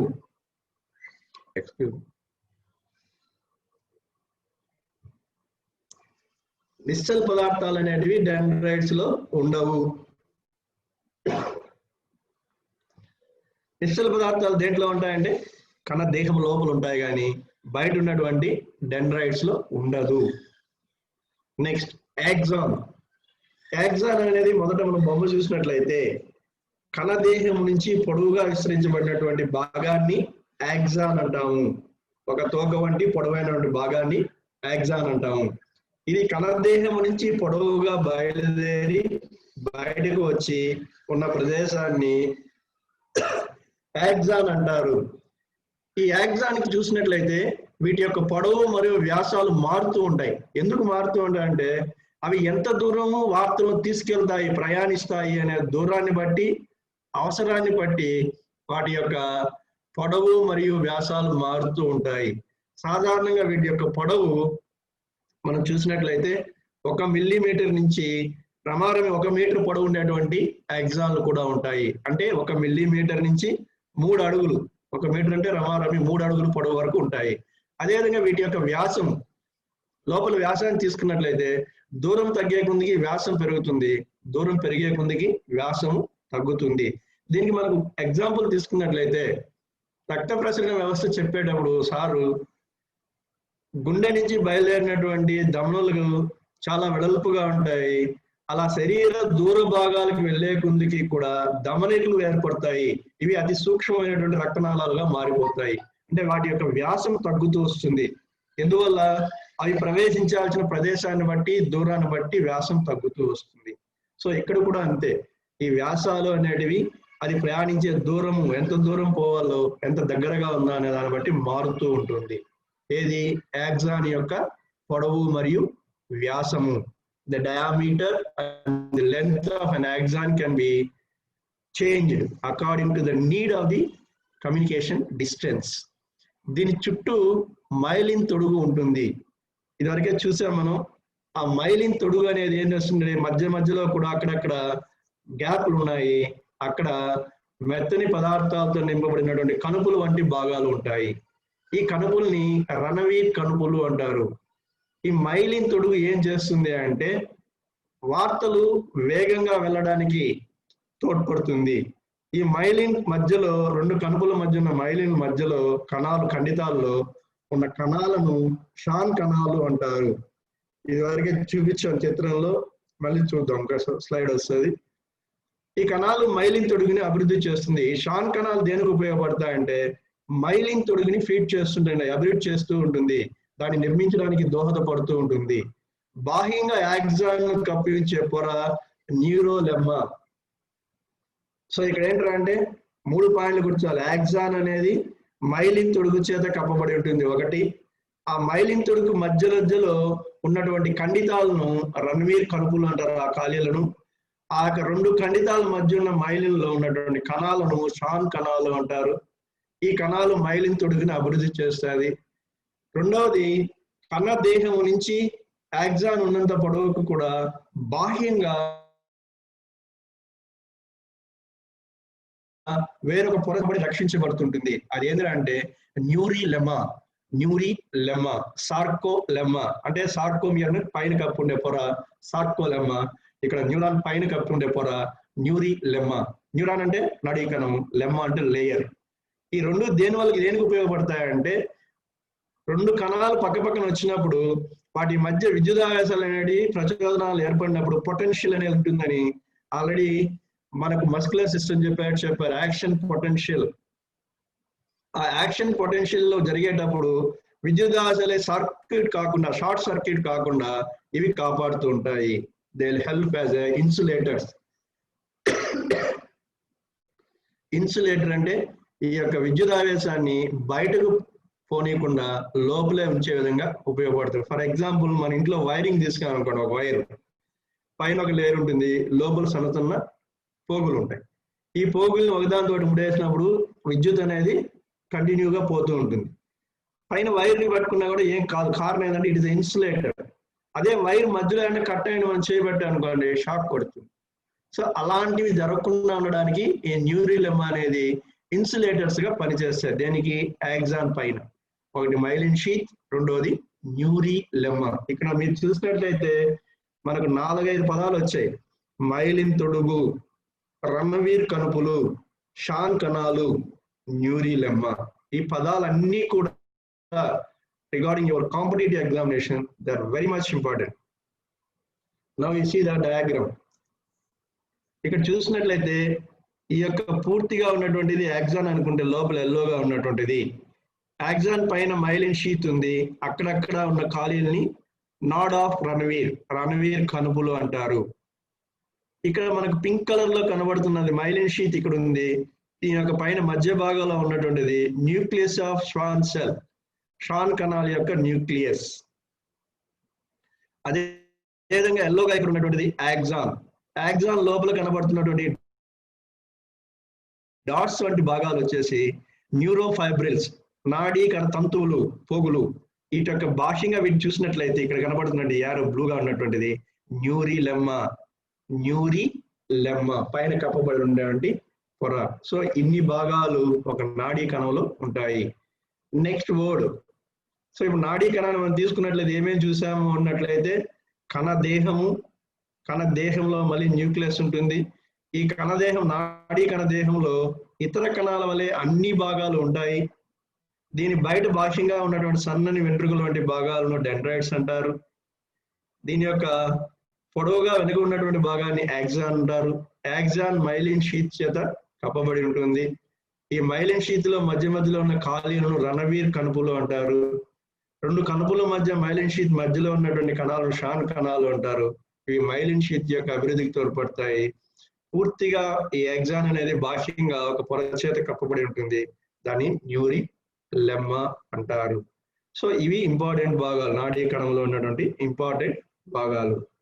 నెక్స్ట్ ఇంకొక పదం ఏంట్రా అంటే నాడీ కణ సంధి, అంటే సినాప్స్ అంటారు. ఈ సినాప్స్ అనేది ఏంట్రా అంటే, నాడీ కణ సంధి అంటే ఏంట్రా అంటే, మనం ఎక్స్ప్లెనేటివ్ గా చెప్పుకోవాలంటే ఒక నాడీ కణంలోని డెండ్రైడ్లు లేదా యాక్సాన్లు వేరొక నాడీ కణం యొక్క డెండ్రైడ్లు లేదా యాక్సాన్ తో కలిగి చోటుని నాడీ కణ సంధి అంటారు. నాడీ కణ సంధి అంటే ఒక నాడీ కణం ఉంది, దానిలో ఉండే డెండ్రైడ్స్ కావచ్చు లేదా యాక్సాన్ కావచ్చు, పక్కన ఉన్నటువంటి ఇంకొక న్యూరాన్ యొక్క డెండ్రైడ్స్ లేదా యాక్సాన్ తో కలిసే ప్లేస్ ని అవి ఎక్కడైతే కలుస్తాయో ఆ యొక్క జాగాను లేదా ఆ యొక్క ప్లేస్ ను లేదంటే ఆ యొక్క ప్రదేశాన్ని కలిగి చోటిని, ఆ జంక్షన్ ని నాడీ కణ సంధి అంటారు. That is called synapse. ఈ డయాగ్రామ్ చూసినట్లయితే ఇక్కడ ఈ బ్లూ కలర్ లో ఉన్నటివి ఒక కణం యొక్క యాక్సాన్ యొక్క టెర్మినల్స్ అయితే ఈ కణం యొక్క డెండ్రైట్స్ తో కలుస్తున్నాయి. సో ఈ భాగాన్ని మనం సినాప్స్ అంటున్నాం. అదే ఈ కణం యొక్క యాక్సాన్ యొక్క చివరి టెర్మినల్స్ వేరొక కణం యొక్క డెండ్రైట్స్ కేసికలతో కలిసి ఈ భాగాన్ని కలిగి చోటుని సినాప్స్ అంటారు. ఇదివరకే చెప్పుకున్నాం. ఎందుకు ఉపయోగపడుతుంది అంటే there should be a continuity in the transmission of communications. విద్యుత్ ప్రవాహం నిరంతరంగా జరగాలి అంటే, ఆ యొక్క యాక్షన్ పొటెన్షియల్ కంటిన్యూగా జరగాలి అంటే ఆ యొక్క సంభావ్యత అనేది అవి అక్కడెక్కడ కూడా కలిసి దీని నుంచి దానికి, దాని నుంచి దానికి అందించుకుంటూ ఎక్కడా బ్రేక్ లేకుండా తీసుకెళ్ళడానికి తోడ్పడుతుంది ఈ నాడీ కణ సంధి. మనకు ఈ నాడీ కణ సంధులు వాటిని నిర్వహించేటువంటి క్రియలను బట్టి లేదా వాటిలో ఉన్న అంశాలను బట్టి తీసుకుంటే రెండు రకాల నాడీ కణ సంధులుగా విభజించవచ్చు. ఒకటి కెమికల్ సినాప్స్, రెండోది ఎలక్ట్రికల్ సినాప్స్. అంటే రసాయనిక నాడీ కణ సంధి లేదా విద్యుత్ నాడీ కణ సంధి. ఇక్కడ మొదటిది మనం చూస్తా ఉండేది రసాయనిక నాడీ కణ సంధి. రసాయనిక నాడీ కణ సంధి అంటే ఏంటంటే మనకు వచ్చేటువంటి ఈ న్యూరో ట్రాన్స్మిటర్స్, ఈ యొక్క నాడీ ప్రసారణలు, వార్తా ప్రసారణలు అనేది తీసుకున్నట్టయితే ఇక్కడ మనకి దీంట్లో 3 భాగాలు ఉంటాయి సార్. ఈ రసాయనిక నాడీ కణ సంధిలో ముఖ్యంగా 3 భాగాలు ఉంటాయి. అవి ఏంటిరా అంటే ఇక్కడ చూడండి, ప్రీ సినాప్టిక్ టెర్మినల్. అంటే ఇక్కడ సినాప్టిక్ టెర్మినల్ అంటే సంధికి ముందు ఉన్నటువంటి ఒక నాడీ కణ భాగము, సంధి మధ్యలో గ్యాప్ ఉన్నటువంటిది, ఈ యొక్క గ్యాప్ ని సినాప్టిక్ క్లెఫ్ట్ అంటారు, సంధి మధ్యలో ఉన్నటువంటి ఖాళీ భాగాలు. దాన్ని ఇక్కడ ఉన్నటువంటిది వచ్చేసి పోస్ట్ సినాప్టిక్ టెర్మినల్. అంటే ఇక్కడ ఈ కణాన్ని మనం తీసుకున్నట్లయితే ఈ యొక్క యాక్సాన్ ఇక్కడి నుంచి వెళ్తుంది, ప్రీ సినాప్టిక్ న్యూరాన్, ఇది ముందుగా వెళ్తున్నటువంటి భాగం. ఇక్కడ కలిసేటువంటి ఈ డెండ్రైట్స్ వచ్చి పోస్ట్ సినాప్టిక్ న్యూరాన్. ఈ రెండింటి మధ్యలో ఉన్నటువంటి గ్యాప్ ని సినాప్టిక్ క్లెఫ్ట్ అంటారు, సినాప్టిక్ క్లెఫ్ట్. సో ఇక్కడ చూడండి, ఈ presynaptic area neurotransmitters, ప్రచోదనాలు తీసుకొచ్చినటువంటి ఆవేశాలు ఉన్నటువంటి పదార్థాలు, ఇక్కడ రసాయన పదార్థాలు. ఇక్కడ మధ్యలో ఉన్నటువంటి ఏంటంటే ఈ యొక్క గ్యాప్ దగ్గరగా వచ్చిన తర్వాత చివరిగా ఇంకొక కణాన్ని కలిసే చోట ఈ యొక్క గ్యాప్ లో ఈ యొక్క విద్యుదావేశాలను విడుదల చేయబడతాయి. అవి నెక్స్ట్ తర్వాత ఉన్నటువంటి వేరొక నాడీ కణము లేదా డెండ్రైడ్లలో అవి వెళ్ళడానికి ప్రయత్నం చేసి ఆ యొక్క ప్రసారాన్ని లేదా ఆ యొక్క సంకేతాలను నిరంతరంగా వెళ్ళే విధంగా ప్రచారం చేస్తుంది. సో ఇక్కడ మనం గుర్తుంచుకోవాల్సింది ఏంద్రా అంటే రసాయనిక నాడీ కణసంధిలో సినాప్టిక్ క్లెఫ్ట్ ఉంటుంది, మధ్యలో ఉన్న ఖాళీ స్థలం ఉంటుంది రెండు నాడుల మధ్య. ఆ సినాప్టిక్ క్లెఫ్ట్ ఉండేది రసాయనిక నాడీ కణసంధి, అది గుర్తుంచుకోండి. మీరు ఎగ్జామినేషన్ పాయింట్ ఆఫ్ వ్యూలో ఎక్కడ జరిగినా కమ్యూనికేషన్ లేదా ప్రసారాలు అనేవి నిరంతరంగా జరగాలి.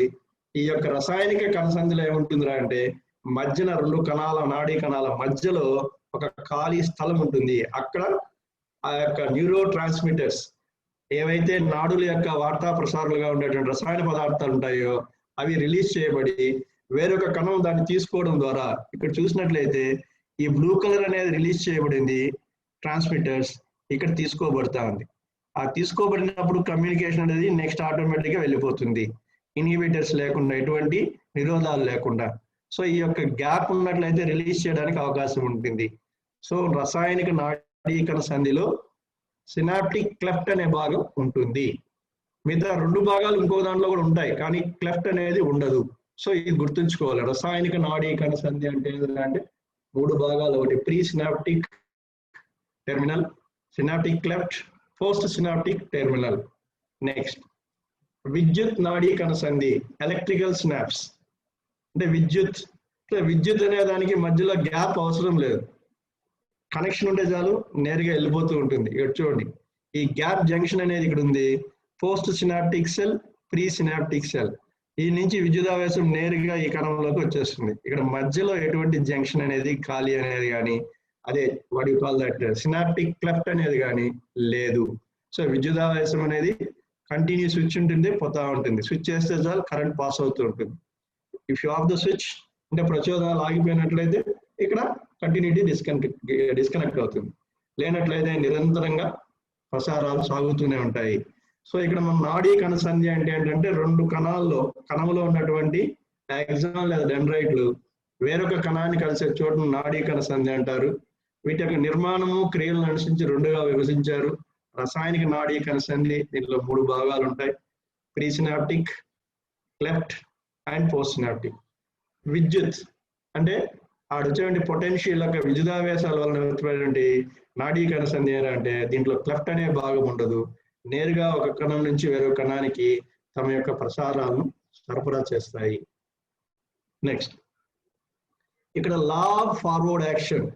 ఈ లా ఆఫ్ ఫార్వర్డ్ యాక్షన్ అంటే నిరంతరము ముందుకు సాగేటువంటి ప్రక్రియ. దానికి ముందు ఒకసారి చూడండి.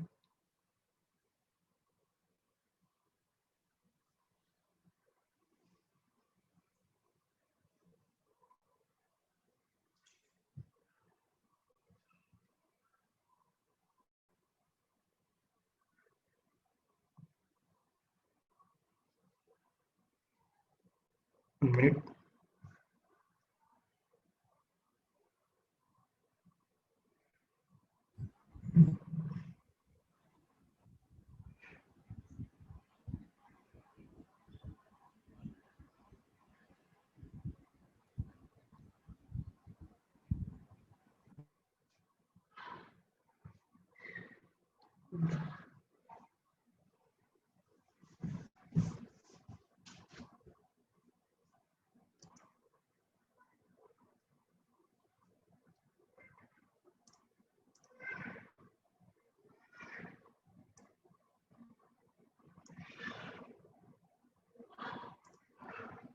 One minute సార్, ఒక ఏవి ప్లే చేద్దామని ప్రయత్నం చేస్తున్నాను. సార్ ఏవి మాకు యూజువల్ అవుతుంది సార్. దీన్ని చూసినట్లయితే నాడీ కణంలో మనకు ఆ యొక్క ప్రచోదనాలు అనేటివి ఏ విధంగా జరుగుతున్నాయో చూస్తున్నాయి. ఇక్కడ డెండ్రైట్స్ ద్వారా వచ్చిన ప్రచోదనాలు నాడీ కణానికి చేరి, నాడీ కణం మధ్యలో ఉన్న న్యూక్లియస్ చేరి, ఆ నుంచి మెల్లిగా అవి ఈ యొక్క యాక్సాన్ ద్వారా ప్రసారం చేయబడతాయి. సో ఇది నాడీ కణం మధ్యలో ఉన్నటువంటి భాగం. న్యూక్లియస్ ఉంటుంది, మైటోకాండ్రియాలు ఉంటాయి, ఎండోప్లాస్మిక్ రెటిక్యులం అంతర్జీవ ద్రవ్యజాలం ఉంటుంది, గాల్గి ఆపరేటర్స్ ఉంటాయి. సో అన్ని ఇతర కణాల్లో ఉన్న అన్ని భాగాలు కూడా ఈ యొక్క నాడీ కణ దేహంలో ఉంటాయి.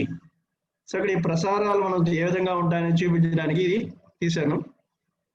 సో బయట నుంచి తీసుకొని వచ్చి కణాలున్నాయి, అక్కడి నుంచి నేరుగా యాక్సాన్ ద్వారా ఈ యొక్క యాక్సాన్ టెర్మినల్స్ ద్వారా బయటకు పోతున్నాయి.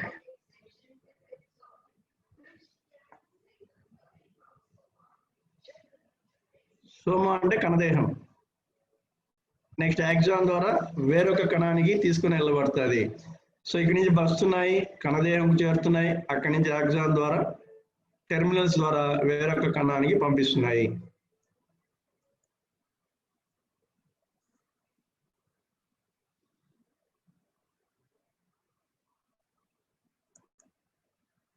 సో ఇక్కడ లా ఆఫ్ ఫార్వర్డ్ యాక్షన్ అంటే ఏంటంటే ఈ యొక్క నాడీ కణంలో ప్రసారాలు అనేటివి నిరంతరం ముందు వైపుకే సాగుతాయి. అంటే డెండ్రైట్స్ నుంచి తీసుకున్న రాబడి కణ కేంద్రకానికి అందించి కణదేహంలో ఆ నుంచి యాక్సాన్ ద్వారా ప్రయాణం చేసి యాక్సాన్ టెర్మినల్స్ ద్వారా వేరొక కణానికి తీసుకొని పోబడతాయి.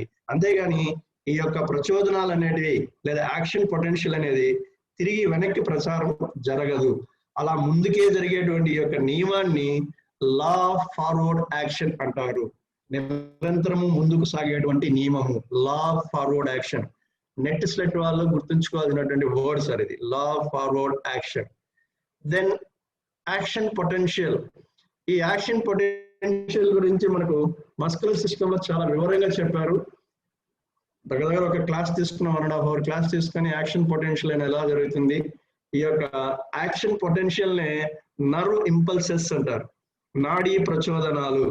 ఈ నాడీ ప్రచోదనాలు అంటే స్వయంగా ఉత్పత్తి చేయబడేటువంటి అంశాలు సార్. మనకు మెదడు నుంచి సంకేతాలు వచ్చాయి అంటే లేదా మెదడుకి వెళ్తున్నాయి అంటేనే ప్రచోదనాలు ఏర్పడుతూ ఉంటాయి. దానివల్ల ఏర్పడేటువంటి విద్యుదావేశాలతో ఆ యొక్క క్రియ అనేది జరుగుతూ ఉంటుంది. కాకపోతే ఇక్కడ మళ్ళీ దీన్ని ఊరికే చిన్న బ్రషప్ చేద్దామని ఆ యొక్క విషయాలు మళ్ళీ మీకు గుర్తు చేద్దామని ఇక్కడ ఊరికే పదాలు రాశాను. ఒక్కొక్క దాని గురించి ఒక నిమిషం చెప్పి ముగిస్తాను.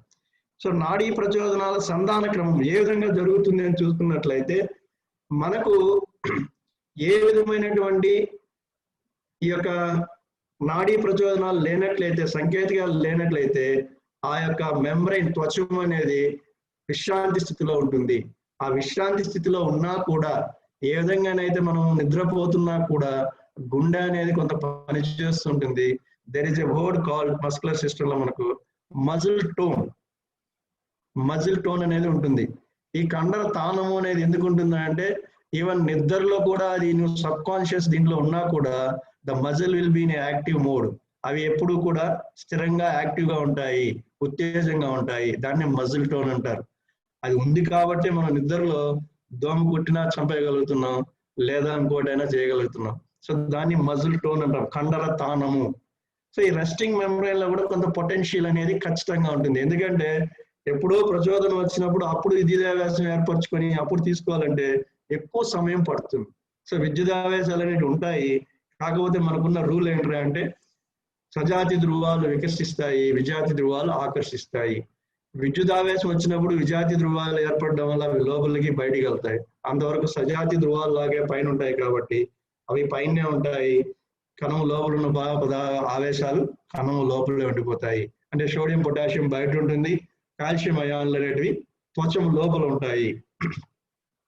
డీపోలరైజేషన్ అంటే ఇక్కడ డీపోలరైజేషన్ అంటే ధృవీకరణ అనేది మొదలవుతుంది, తగ్గించుకోవడం అనేది మొదలవుతుంది.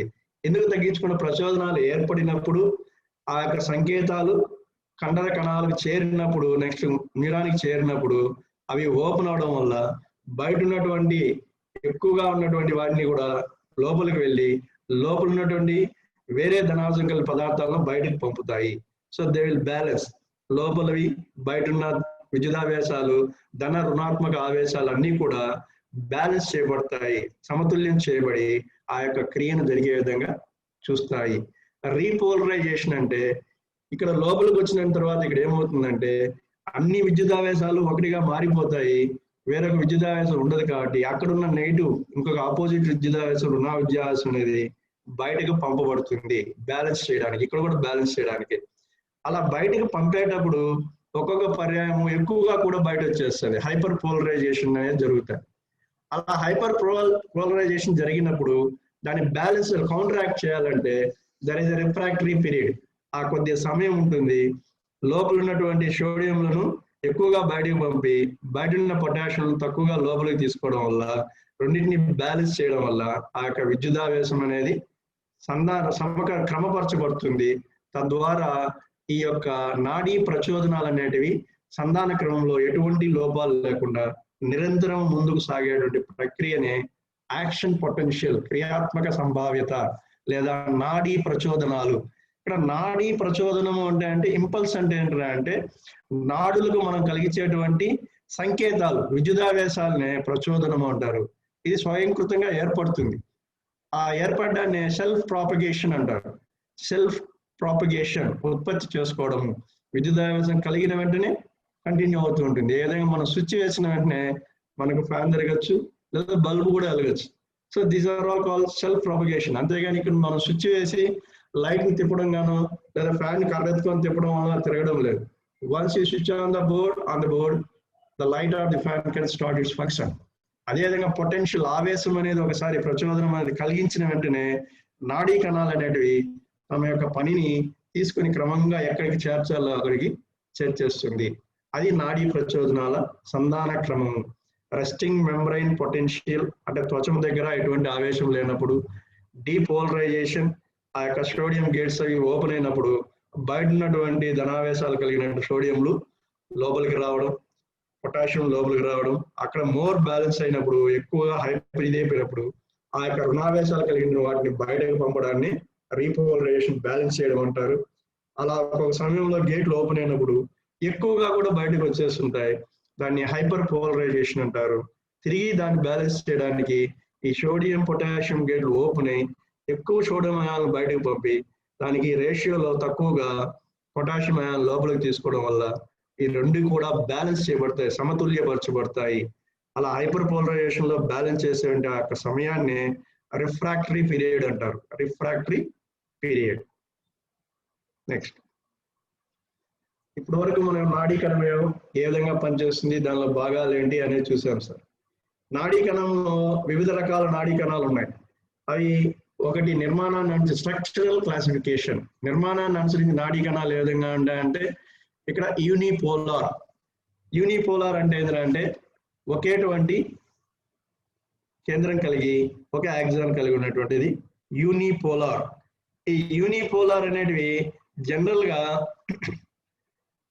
నొప్పి, స్పర్శ, ఉష్ణోగ్రతను తెలియజేసేటువంటి రిసెప్టార్స్ దగ్గర లేదా భాగాల దగ్గర ఎక్కువగా ఉంటాయి. నొప్పి, స్పర్శ, దెన్ ఉష్ణోగ్రత, దట్ మీన్స్ చర్మం కింద ఎక్కువగా ఉండేటువంటి అవకాశాలు ఉన్నాయి. ఎందుకంటే పెయిన్ రిసెప్టార్స్ కానివ్వండి, లేదా టచ్ రిసెప్టార్స్ కానివ్వండి, లేదా టెంపరేచర్ రిసెప్టార్స్ కానివ్వండి, గ్రాహకాలు, రిసెప్టార్ అంటే గ్రాహకాలు, నొప్పిని తెలిసేటువంటి గ్రాహకాలు, స్పర్శను తెలిపేటువంటి గ్రాహకాలు, అదేవిధంగా వేడిని తెలిపేటువంటి గ్రాహకాలు ఉన్న చోటని యూనిపోలార్ న్యూరాన్స్ ఉంటాయి. నెక్స్ట్ రెండవది బైపోలార్, అంటే ఒక కేంద్రంగా ఉండి రెండు వైపులా కూడా ఎక్స్టెన్షన్స్ ఉంటాయి. దీన్ని బైపోలార్ అంటారు. ఇది సాధారణంగా ప్రత్యేకమైన జ్ఞానాలు కలిగినటువంటి అవయవాల దగ్గర ఎక్కువగా ఉంటాయి.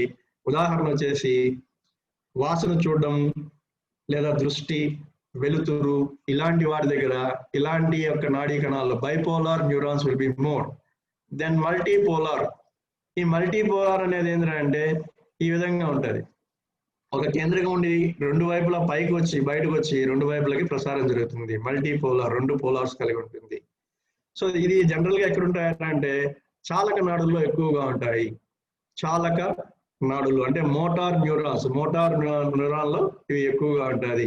ఇది సూడో యూనిపోలార్. దీని చుట్టూ అనేకమైనటువంటి దేహాలు కలిగి ఉంటుంది.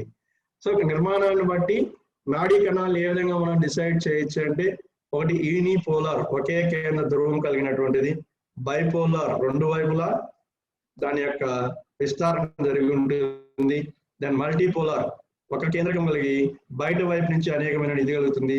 సూడో యూనిపోలార్, ఒకే యాక్సాన్ కలిగి అనేకమైనటువంటి డెండ్రాన్స్లు కలిగినటువంటి దాన్ని సూడో యూనిపోలార్ అంటారు. సో ఇది నాడీ కణంలో ఉన్నటువంటి నిర్మాణాత్మకమైనటువంటి వివిధ రకాల కణాలు. రెండోది ఆకారాన్ని బేస్ చేసుకుని, నాడీ కణం యొక్క షేప్ ఆకారాన్ని బేస్ చేసుకుని చూసినట్లయితే త్రిభుజాకారం, నక్షత్రాకారం, గుండ్రని ఆకారం. సో ఇక్కడ చూసినట్లయితే ఈ భాగం కర్షణ తిరిగే ఈ భాగము నక్షత్రాకారానికి స్టార్ టైప్. ఇక్కడ ఉన్నటువంటి ఈ సగం పై భాగాన్ని తీసుకున్నట్లయితే త్రిభుజాకారము, ఇది వచ్చేసి గుండ్రని ఆకారం కలిగినటువంటిది.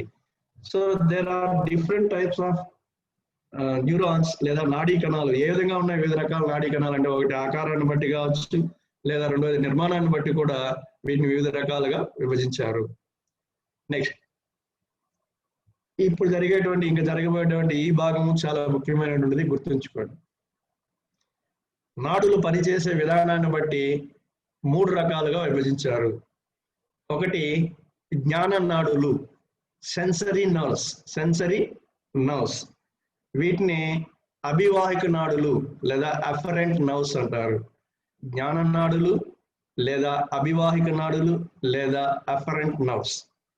ఇక్కడ మీరు గుర్తుంచుకోవాల్సింది, ఈ కన్ఫ్యూజ్ కాకుండా ఉండాలి అంటే, అభివాహిక నాడులు, అంటే మనకు ఆల్రెడీ మీకు బయోమెకానిక్స్ జరిగింది. సెంట్రల్ ఫ్యూగల్ ఫోర్సెస్, సెంట్రిపిటల్ ఫోర్సెస్ అని జరుగుతుంది. అభికేంద్ర బలము, అపకేంద్ర బలము. అభికేంద్ర బలము అంటే మనం ఏదైనా శక్తిని విరమించినప్పుడు ఆ యొక్క తిరిగే వస్తువు కేంద్రం వైపు ఆకర్షించబడుతుంది. సో ఇక్కడ నాడీ వ్యవస్థలో కేంద్రం ఏదిరా అంటే మెదడు. అంటే శరీరం నుంచి కేంద్రం వైపుకి తీసుకుని వెళ్ళేటువంటి నాడులను జ్ఞాన నాడులు అంటారు. అభివాహిక నాడులు, టువర్డ్స్ బ్రెయిన్, మెదడు వైపుకు ప్రయాణించేటువంటి నాడులను అభివాహిక నాడులు. అది గుర్తుపెట్టుకోండి, అభికేంద్ర బలము, అపకేంద్ర బలము. సో సెన్సరీ నర్వ్స్ అంటే ఏంద్రా అంటే శరీర భాగాల నుండి, ఇన్ఫర్మేషన్ చూస్తే జ్ఞానాంగాల నుండి అన్నాం. అంటే ఇక్కడ సెన్సరీ ఆర్గాన్స్, ఆ యొక్క జ్ఞానాంగాల నుండి మెదడుకు సమాచారాన్ని చేరవేసే నాడులు. ఇది వరకు పైన చెప్పుకున్నాం మనం, యూనిపోలార్, నొప్పి, స్పర్శ, ఉష్ణోగ్రత అని. అంటే మనకి ఏదన్నా గుచ్చుకున్నప్పుడు ఆ గుచ్చుకున్న నొప్పి చర్మం ద్వారా ఉన్నటువంటి గ్రాహకాలు, ఈ జ్ఞాన గ్రాహకాలు నేరుగా మెదడుకి తీసుకెళ్ళి దానికి ఏ విధంగా రియాక్ట్ కావాలి, వెంటనే ఏం చేయాలి అనే దాన్ని అందిస్తుంది. సో శరీర భాగాల నుంచి కేంద్రానికి తీసుకునే వెళ్ళేటువంటి జ్ఞాన నాడులని, ఆ యొక్క నాడుల్ని జ్ఞాన నాడులు లేదా సెన్సరీ నర్వ్స్ లేదా అభివాహిక నాడులు, and they are also called as afferent nerves, AFM, afferent nerves అనేది కూడా అనబడుతుంది. గుర్తు పెట్టుకోవాలి మీరు. నెక్స్ట్,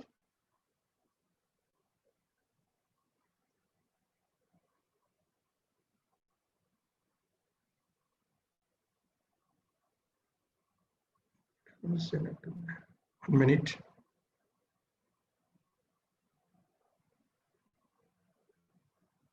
సో ఇప్పుడే చెప్పాను మనం, ఈ యొక్క జ్ఞాన నాడుల నుంచి మనం తీసుకెళ్ళాలి అంగాల నుంచి అంటే గ్రాహకాలు అనేవి ఉండాలి. గ్రాహకం అంటే గ్రహించడం. ఏం గ్రహిస్తాయి అంటే అక్కడ ఏర్పడేటువంటి మార్పులను గ్రహిస్తాయి. మొదట్లోనే చెప్పుకున్న నాడీ వ్యవస్థ అనేది పరిసరాలకు మరియు ప్రకృతిలో ఏర్పడే మార్పులకు అనుగుణంగా ఏ విధంగా ప్రవర్తించాలో తెలియజేసేదే నాడీ వ్యవస్థ. సో ఇక్కడ అలాంటి వాటిని గ్రహించి మెదడుకి చేరవేస్తాయి, తిరిగి ఎలా మనం దానికి ప్రతిస్పందించాలో తెలియజేస్తాయి. అలాంటి గ్రాహకాల రిసెప్టార్స్ ని వివిధ రకాలుగా డివైడ్ చేశారు సార్. ఒకటి రసాయనిక గ్రాహకాలు, కెమికల్ రిసెప్టార్స్. ఆ కెమికల్ రిసెప్టార్స్ అంటే ఏదైనటువంటి మనకి యొక్క రసాయన పదార్థాలు ఉన్నట్లయితే వాటిని వెంటనే గ్రహించి అది ఏంటి అనేది మెదడుకి చేరవేస్తారు. అక్కడి నుంచి అది ఏంది అనేది తీసుకోవడానికి మనకు తెలుస్తుంది. వావే మెయిన్ వచ్చేసి స్మెల్ అండ్ టేస్ట్. ఇక్కడ ఉన్నాయి చూడండి, స్మెల్ అండ్ టేస్ట్, వాసన తెలిపేటివి, రుచిని తెలిపేటివి. ఫర్ ఎగ్జాంపుల్, నాలుగు మీద మనం రకరకాల ఆహార పదార్థాలు వేస్తూ ఉంటాం. అది కారమా, పులుపా, చేద అనేది మనకు వెంటనే తెలుస్తుంది. దేనివల్ల? కెమికల్ రిసెప్టార్స్ వల్ల. సరే, రెండవది ఉష్ణోగ్రత గ్రాహకాలు. ఇక్కడ వచ్చేసి లేదా హీట్ అనొచ్చు లేదా టెంపరేచర్ రిసెప్టార్స్ కావచ్చు. టెంపరేచర్ ఆర్ హీట్ రిసెప్టార్స్ అవి వేడిని తెలియజేస్తాయి. సాధారణంగా ఇవి చర్మంలో ఎక్కువగా ఉంటాయి, మనకు నాలుగు మీద కూడా ఉంటాయి. ఎందుకంటే ఏదన్నా కాఫీయో టీయో మనం నాలుగు మీద వేసుకున్నట్టే వెంటనే వేడి తెలుస్తుంది. పూసేయడమో కింద పడేయడమో ఏదో చేస్తాం, కొద్దిసేపు నాలుగు నూదుకుంటూ ఉంటాం ఆ వేడికి తట్టుకోలేక.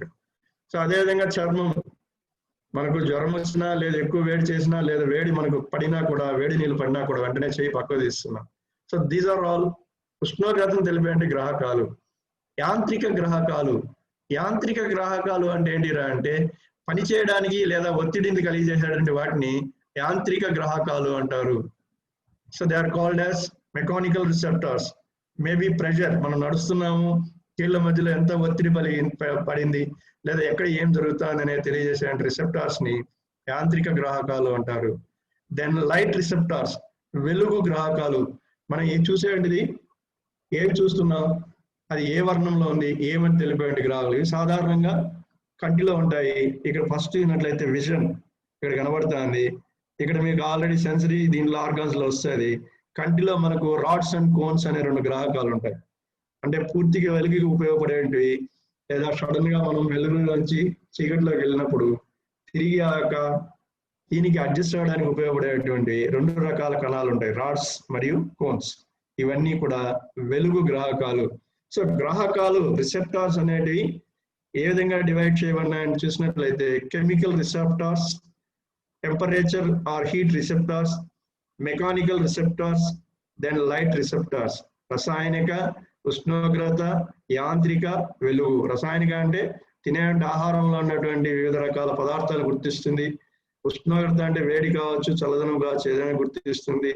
దాని యాంత్రిక గ్రాహకాలు అంటే మనం చేసే పనులు లేదా కదిలేటప్పుడు ఏ కీలు మీద ఎంత ఒత్తిడి పడింది, ఏ భాగం ఎంత పనిచేస్తా ఉంది అని తెలిపేటువంటివి. దెన్ వెలుగు గ్రాహకాలు అంటే దృష్టిని గురించి తెలిపేటువంటి లేదా ఆ యొక్క వెలుతురు ఏ విధంగా ఉంది, చూసినటువంటి ఆ యొక్క దృశ్యము ఏంటిది, ఎలా ఉంది, ఏ వర్ణంలో ఉంది అని తెలిపేటువంటివి ఉన్నాయి.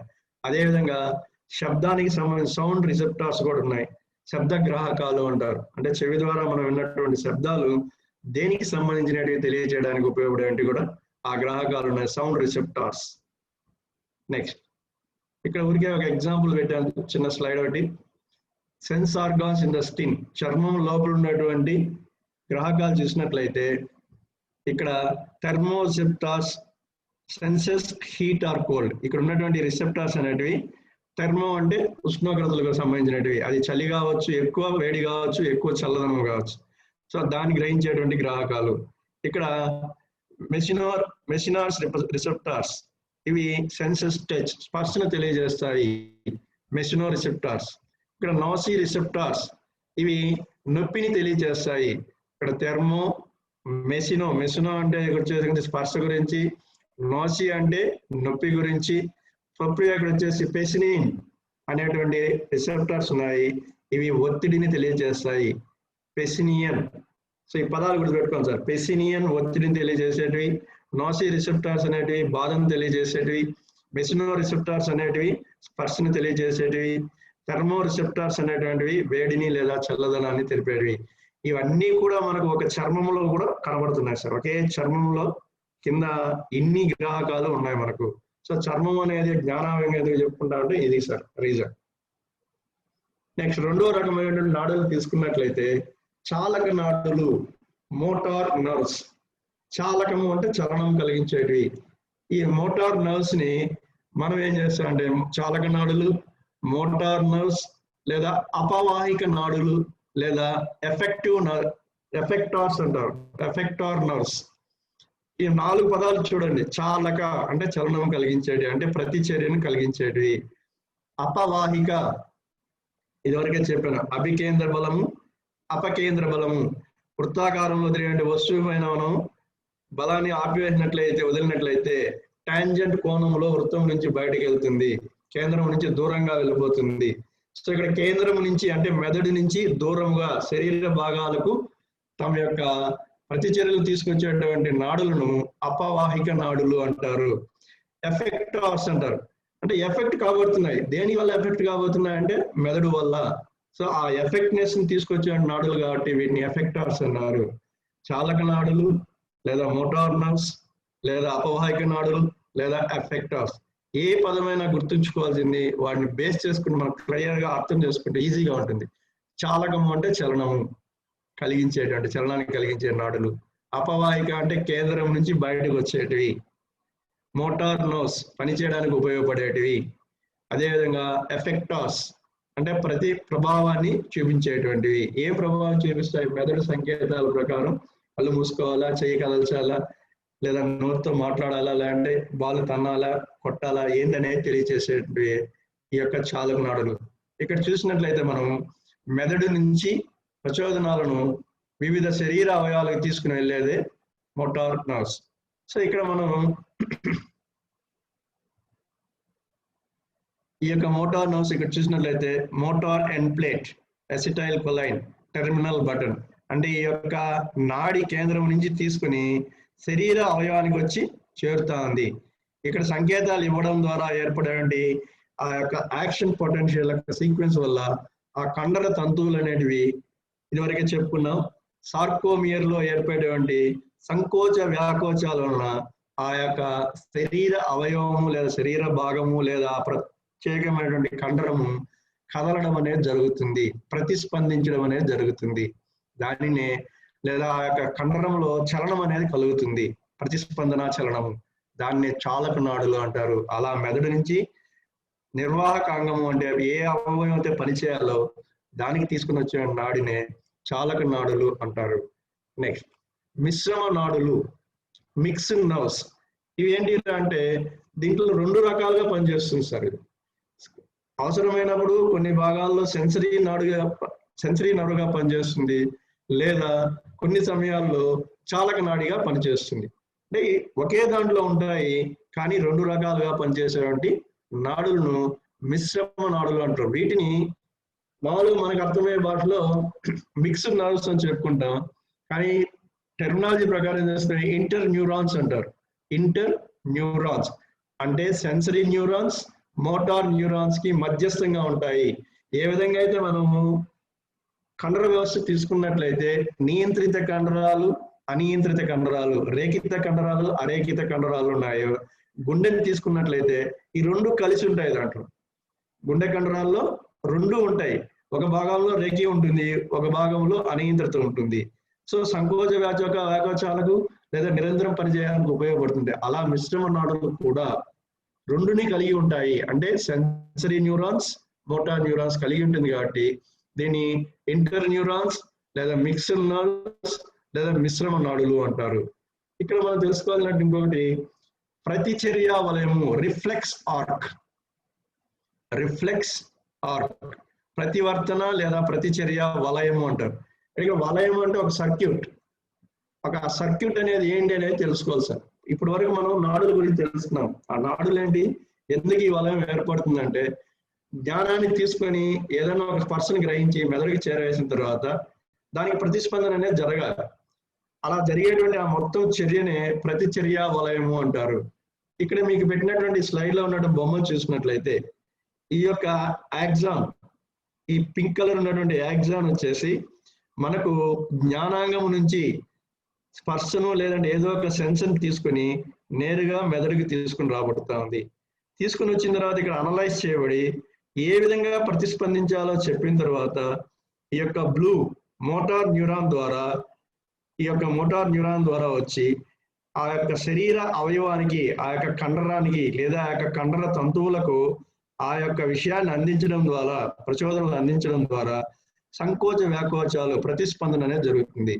ఈ విధంగా సెన్సరీ ఆర్గాన్ జ్ఞానాంగము నుంచి స్పర్శలను తీసుకుని, జ్ఞానాలు తీసుకొని మెదడుకు తీసుకుని వెళ్ళి మెదడులో విశ్లేషించబడిన తర్వాత ప్రతిస్పందన ప్రచోదనాలను ఈ యొక్క చాలక నాడి ద్వారా శరీరాంగములకు అందించి ప్రతిస్పందింప చేసేటువంటి ఈ మొత్తము చర్యను, ఈ మొత్తము క్రియను ప్రతిచర్య వలయం అంటారు, ఈ మొత్తం సర్క్యూట్ ని. సో ఇక్కడ ఏంటంటే sensory organ, sensory nerve, brain, analysis, then motor nerve, then motor organ, then reaction. So ఈ మొత్తం ఈ యొక్క పూర్తి వలయాన్ని ప్రతిచర్య వలయము, రిఫ్లెక్స్ ఆర్క్ అంటారు, రిఫ్లెక్షన్ ఆర్క్ లేదా ప్రతివర్తన వలయము అంటారు. నెక్స్ట్, సో ఇక్కడ వరకు మనకు ఉన్నటువంటి ఈ భాగాల్లో మొదటి భాగం నాడుల గురించి అయింది. రెండవ భాగం sir, excuse me sir, shall I continue sir? ఇక్కడితో ఆపేద్దామా? నెక్స్ట్ రేపు కంటిన్యూ చేస్తారా? Okay sir. Tomorrow will continue, will stop here. Okay sir, thank you sir. Okay. ఇంకొక 15 నిమిషాలు, ఏమండి ఇంకో 15 మినిట్స్ 20 మినిట్స్ అయితే ఇది అయిపోతుంది సార్. రేపు మెదడు అనేది సపరేట్ గా ఉంటుంది. ఓకే, కంటిన్యూ చేయండి. కంటిన్యూ చేయండి సార్. కంటిన్యూ చేయండి సార్. ప్లీజ్ కంటిన్యూ 10 మినిట్స్ అయితే అయిపోతుంది సార్ ఇది. కానిచ్చండి సార్. Okay sir. నెక్స్ట్ రెండవ భాగం వచ్చి వెన్నుపాము, స్పైనల్ కార్డ్. ఈ స్పైనల్ వెన్నుపాము అనేది చూసినట్లయితే ఆల్రెడీ మనం వెన్నెముక గురించి చదువుకున్నాం. ఆ వెన్నెముకలో మధ్యలో అమర్చి ఉన్నటువంటి ఈ భాగాన్ని వెన్నుపాము అంటారు. ఇది వెన్నెముకలో అమర్చబడి ఉంటుంది. యాక్చువల్ గా మెదడు, వెన్నుపాము అనేటివి రెండు రక్షణ వ్యవస్థలు కలిగి ఉంటాయి. రెండు కూడా రెండు రక్షణ వ్యవస్థలను కలిగి ఉంటాయి. ఏ విధంగా అంటే మెదడుని తీసుకున్నట్లయితే అది కపాల ఎముకల చేత రక్షించబడుతూ ఉంటుంది, ఒక ప్రొటెక్షన్ లేయర్. సెకండ్ లేయర్ వచ్చేసి బాహ్యంగా మెనింజెస్ అనే పొర చేత కప్పబడి ఉంటుంది. దీంట్లో 3 పొరలు ఉంటాయి. సో వెన్నెముక కూడా అంతే. వెన్నుపాము కూడా బాహ్యంగా వెన్నెముకతో రక్షించబడుతూ ఉంటుంది. ఈ వెన్నుపాము మీద కూడా మెనింజెస్ లేయర్ ఉంటుంది. సో ఈ వెన్నెముక లోపలుండి ఇది ఎలా ఉంటుంది అంటే పై భాగము మహారంధ్రము ద్వారా మధ్యాముఖముతో అంటే మడిల్లా అబ్లాంగేడతో కలిసి అక్కడి నుంచి ప్రసారం అయ్యి క్రింది వైపున రెండవ కటి సేరుకం పైన ముగుస్తుంది. ఇక్కడ కటి సేరుకం అంటే లూంబార్ రీజన్, నడుము వద్ద మనకు 5 ఎముకలు ఉంటాయి sir. L1, L2, L3, L4, L5 lumbar region లో. సో అక్కడ L2 పైన ఈ యొక్క వెన్నుపాము యొక్క ఎక్స్టెన్షన్ అనేది ఆగిపోతుంది లోపల వెన్నెముకలు. కానీ మనకి యాక్చువల్ గా వెన్నెముక ఎక్కడి వరకు ఉంటుందంటే కాకిక్స్ వరకు ఉంటుంది. ఈ వెన్నుపాము మాత్రము మధ్యాముఖం నుంచి వచ్చి రెండవ నడుము వద్ద ఉన్నటువంటి వెన్నెముక వద్ద ఆగిపోతుంది, అక్కడికి ముగుస్తుంది. ఇది చిటికిన వేల ఆకారం కలిగి ఉండి 35 నుంచి 40 గ్రాముల బరువు ఉండి పురుషులలో 40 సెంటీమీటర్లు, స్త్రీలలో 43 సెంటీమీటర్ల పొడవు ఉంటుంది. సో ఇది దాని యొక్క మెజర్మెంట్స్. వెన్నెముకను మనం చూసినట్లయితే స్కెలిటన్ సిస్టమ్ చూపించేటప్పుడు కళ్యాణ్ గారు మనం ముందు నుంచి కానీ వెనక నుంచి కానీ నేరుగా వెన్నెముకను చూసినట్లయితే అది నిటారుగా ఉన్నట్లు, చదునుగా ఉన్నట్లు కనబడుతుంది.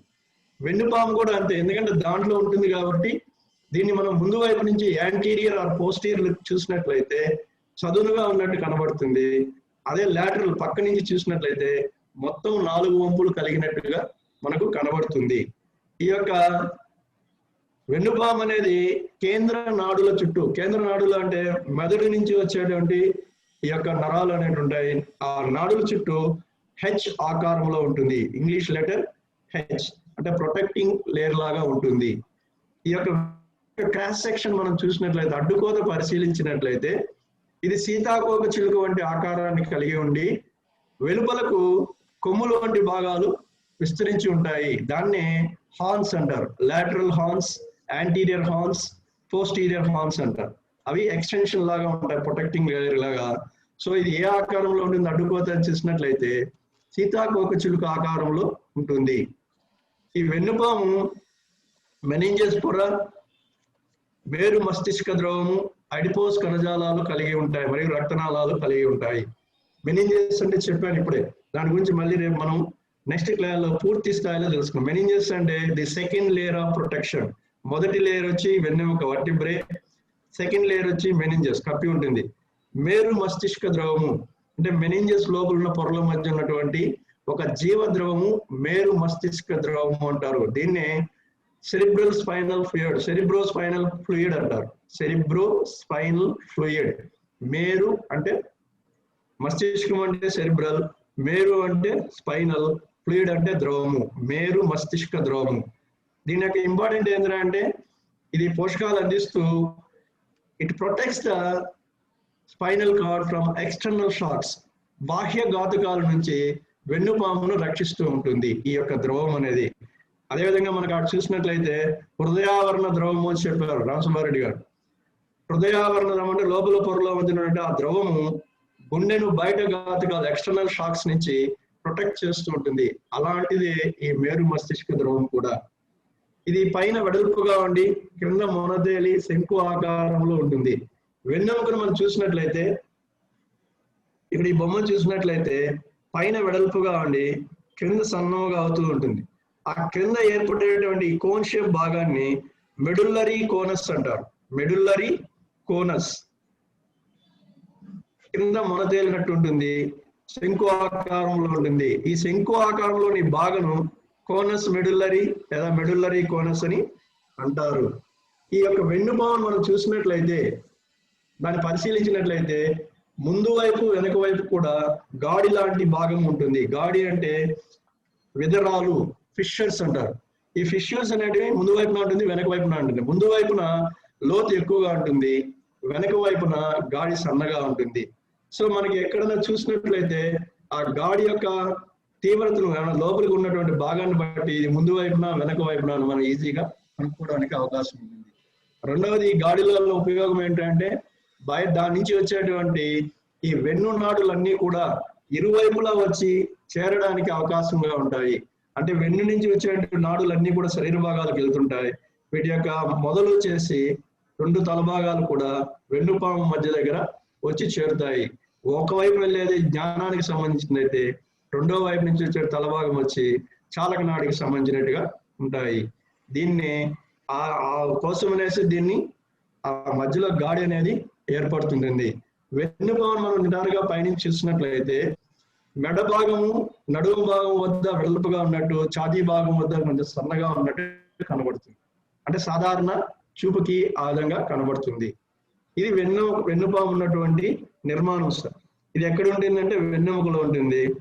మనకు ఈ యొక్క నాడీ వ్యవస్థ ప్రకారం తీసుకున్నట్లయితే వెన్నుపాము నుంచి 31 జతల వెన్ను నాడులు శరీరంలోని కుడి ఎడమల వైపుకు విస్తరించి ఉంటాయి.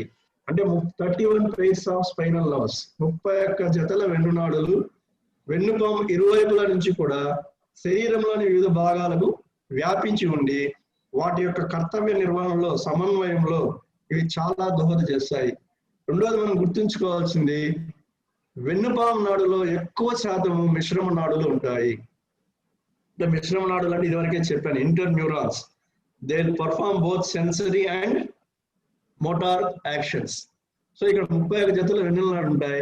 ఆ యొక్క ఫార్ములాను మనం చూసినట్లయితే ఆ 31 జతలు ఏ విధంగా విభజించబడింది అనే ఒక ఫార్ములా ఉంది. దాన్ని చూసినట్లయితే దీన్ని చూడడానికి ముందు ఒకసారి మనం స్కెలిటన్ సిస్టమ్ లోకి వెళ్ళినట్లయితే వెన్నెముక ఏ విధంగా విస్తరించిన, వెన్నెముకలోని 26 ఎముకలు ఏ విధంగా ఉన్నాయని చూసినట్లయితే C7 అంటే మెడ భాగంలో 7 ఉంటాయి, T12 ఛాతీ భాగంలో 12 ఉంటాయి, థొరాసిక్ క్యావిటీ. దెన్ L5 నడుము భాగంలో 5 ఉంటాయి. దెన్ S1 అంటే సాక్రల్ వచ్చేసి 1, కాకిక్స్ వచ్చి 1. అది మనకు గుర్తున్నట్లయితే ఇది గుర్తుపెట్టుకోవడం చాలా ఈజీ. ఇక్కడ 31 నాడులు ఏ విధంగా విస్తరించినాయంటే C8 అంటే ఇక్కడ CR అని పెట్టాను, సెర్వికల్ రీజన్ మెడ భాగంలో ఉన్నవి 8 నాడులు ఉంటాయి. తర్వాత TR థొరాసిక్ రీజన్ లో 12 యాజ్ ఇట్ ఈజ్ ఉంటాయి, అక్కడ 12 ఇక్కడ 12. లూంబార్ రీజన్ నడుము వద్ద 5 ఉంటాయి, దాంట్లో 5 ఇక్కడ 5.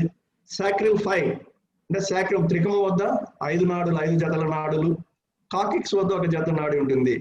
ఇది గుర్తుంచుకోవడానికి ఏం లేదు సార్. సాక్రమ్ తీసుకున్నట్లయితే చిన్నప్పుడు 5 ఎముకలుగా ఉండి ఫ్యూజ్ అయ్యి 1గా తయారవుతుంది. సో 5 ఎముకలు గుర్తుపెట్టుకుంటే 5 గుర్తుపెట్టుకోవడం ఈజీ. ఈ యొక్క ఫార్ములా అనేది కాంపిటేటివ్ ఎగ్జామ్ ఫ్రీక్వెంట్ గా అడుగుతుంటారు. What is the formula of spinal nerves, what is the formula of vertebrae bones. So this has to be kept in mind. ఇవి ఎందుకు ఉపయోగపడతాయి అనేది ముందు సార్ టేబుల్ చూడండి, తర్వాత ఆ బొమ్మ చూస్తాం. C1 to C6 చాలకక్రియ ఏ విధమైన అంటే మెడను వంచుటకు ఉపయోగపడతాయి.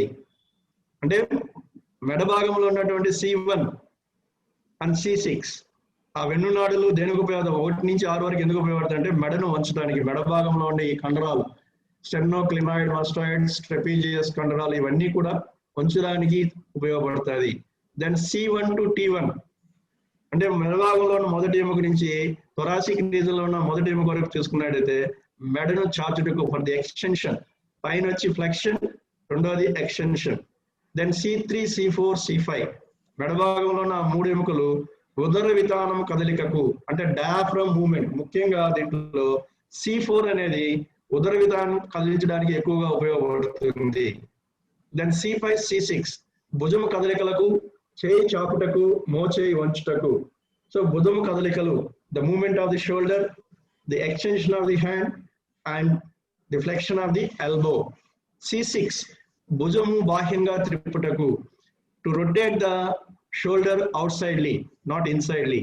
C6 C7 మోచేయి మణికట్టు చాచుటకు, ఇక్కడ మోచేయి మణికట్టు, మోచేయి చాచుటకు మణికట్టు చాచుటకు ఉపయోగపడుతుంది. C7 అండ్ C8 మణికట్టు చాచుటకు, చేతి చిన్న చిన్న కండరాల కదలికలకు. దెన్ T1 T6 అంటే థొరాసిక్ రీజన్ లో అంతర్పరివేష్టిత మరియు నడుము కండరాల కదలికలు. అంతర్పరివేష్టిత అంటే intercostal muscles, they are in the thoracic cavity. మనకు ఆ రీజన్ లో చెస్ట్ క్యావిటీ మనం ఊపిరి పీల్చుకోవడానికి, దానికి ఎక్స్పాన్షన్ అండ్ కాంట్రాక్షన్ అనేది జరగడానికి ఉపయోగపడే కండరాలనే అంతర్పరివేష్టిత కండరాలు అంటారు. దెన్ T7 to L1 పొత్తి కడుపు కండరాలు కదలడానికి, అబ్డామినల్ మజిల్స్ కదిలించడానికి. దెన్ L1 నడుము వద్ద వచ్చేందుకు, L1 L4 నడుము వద్ద ఉంచుటకు, bending at the hip joint. Then L2 L3 and L4 తొడను దగ్గరగా తెచ్చుటకు, మోకాల వద్ద కాలు చాచుటకు.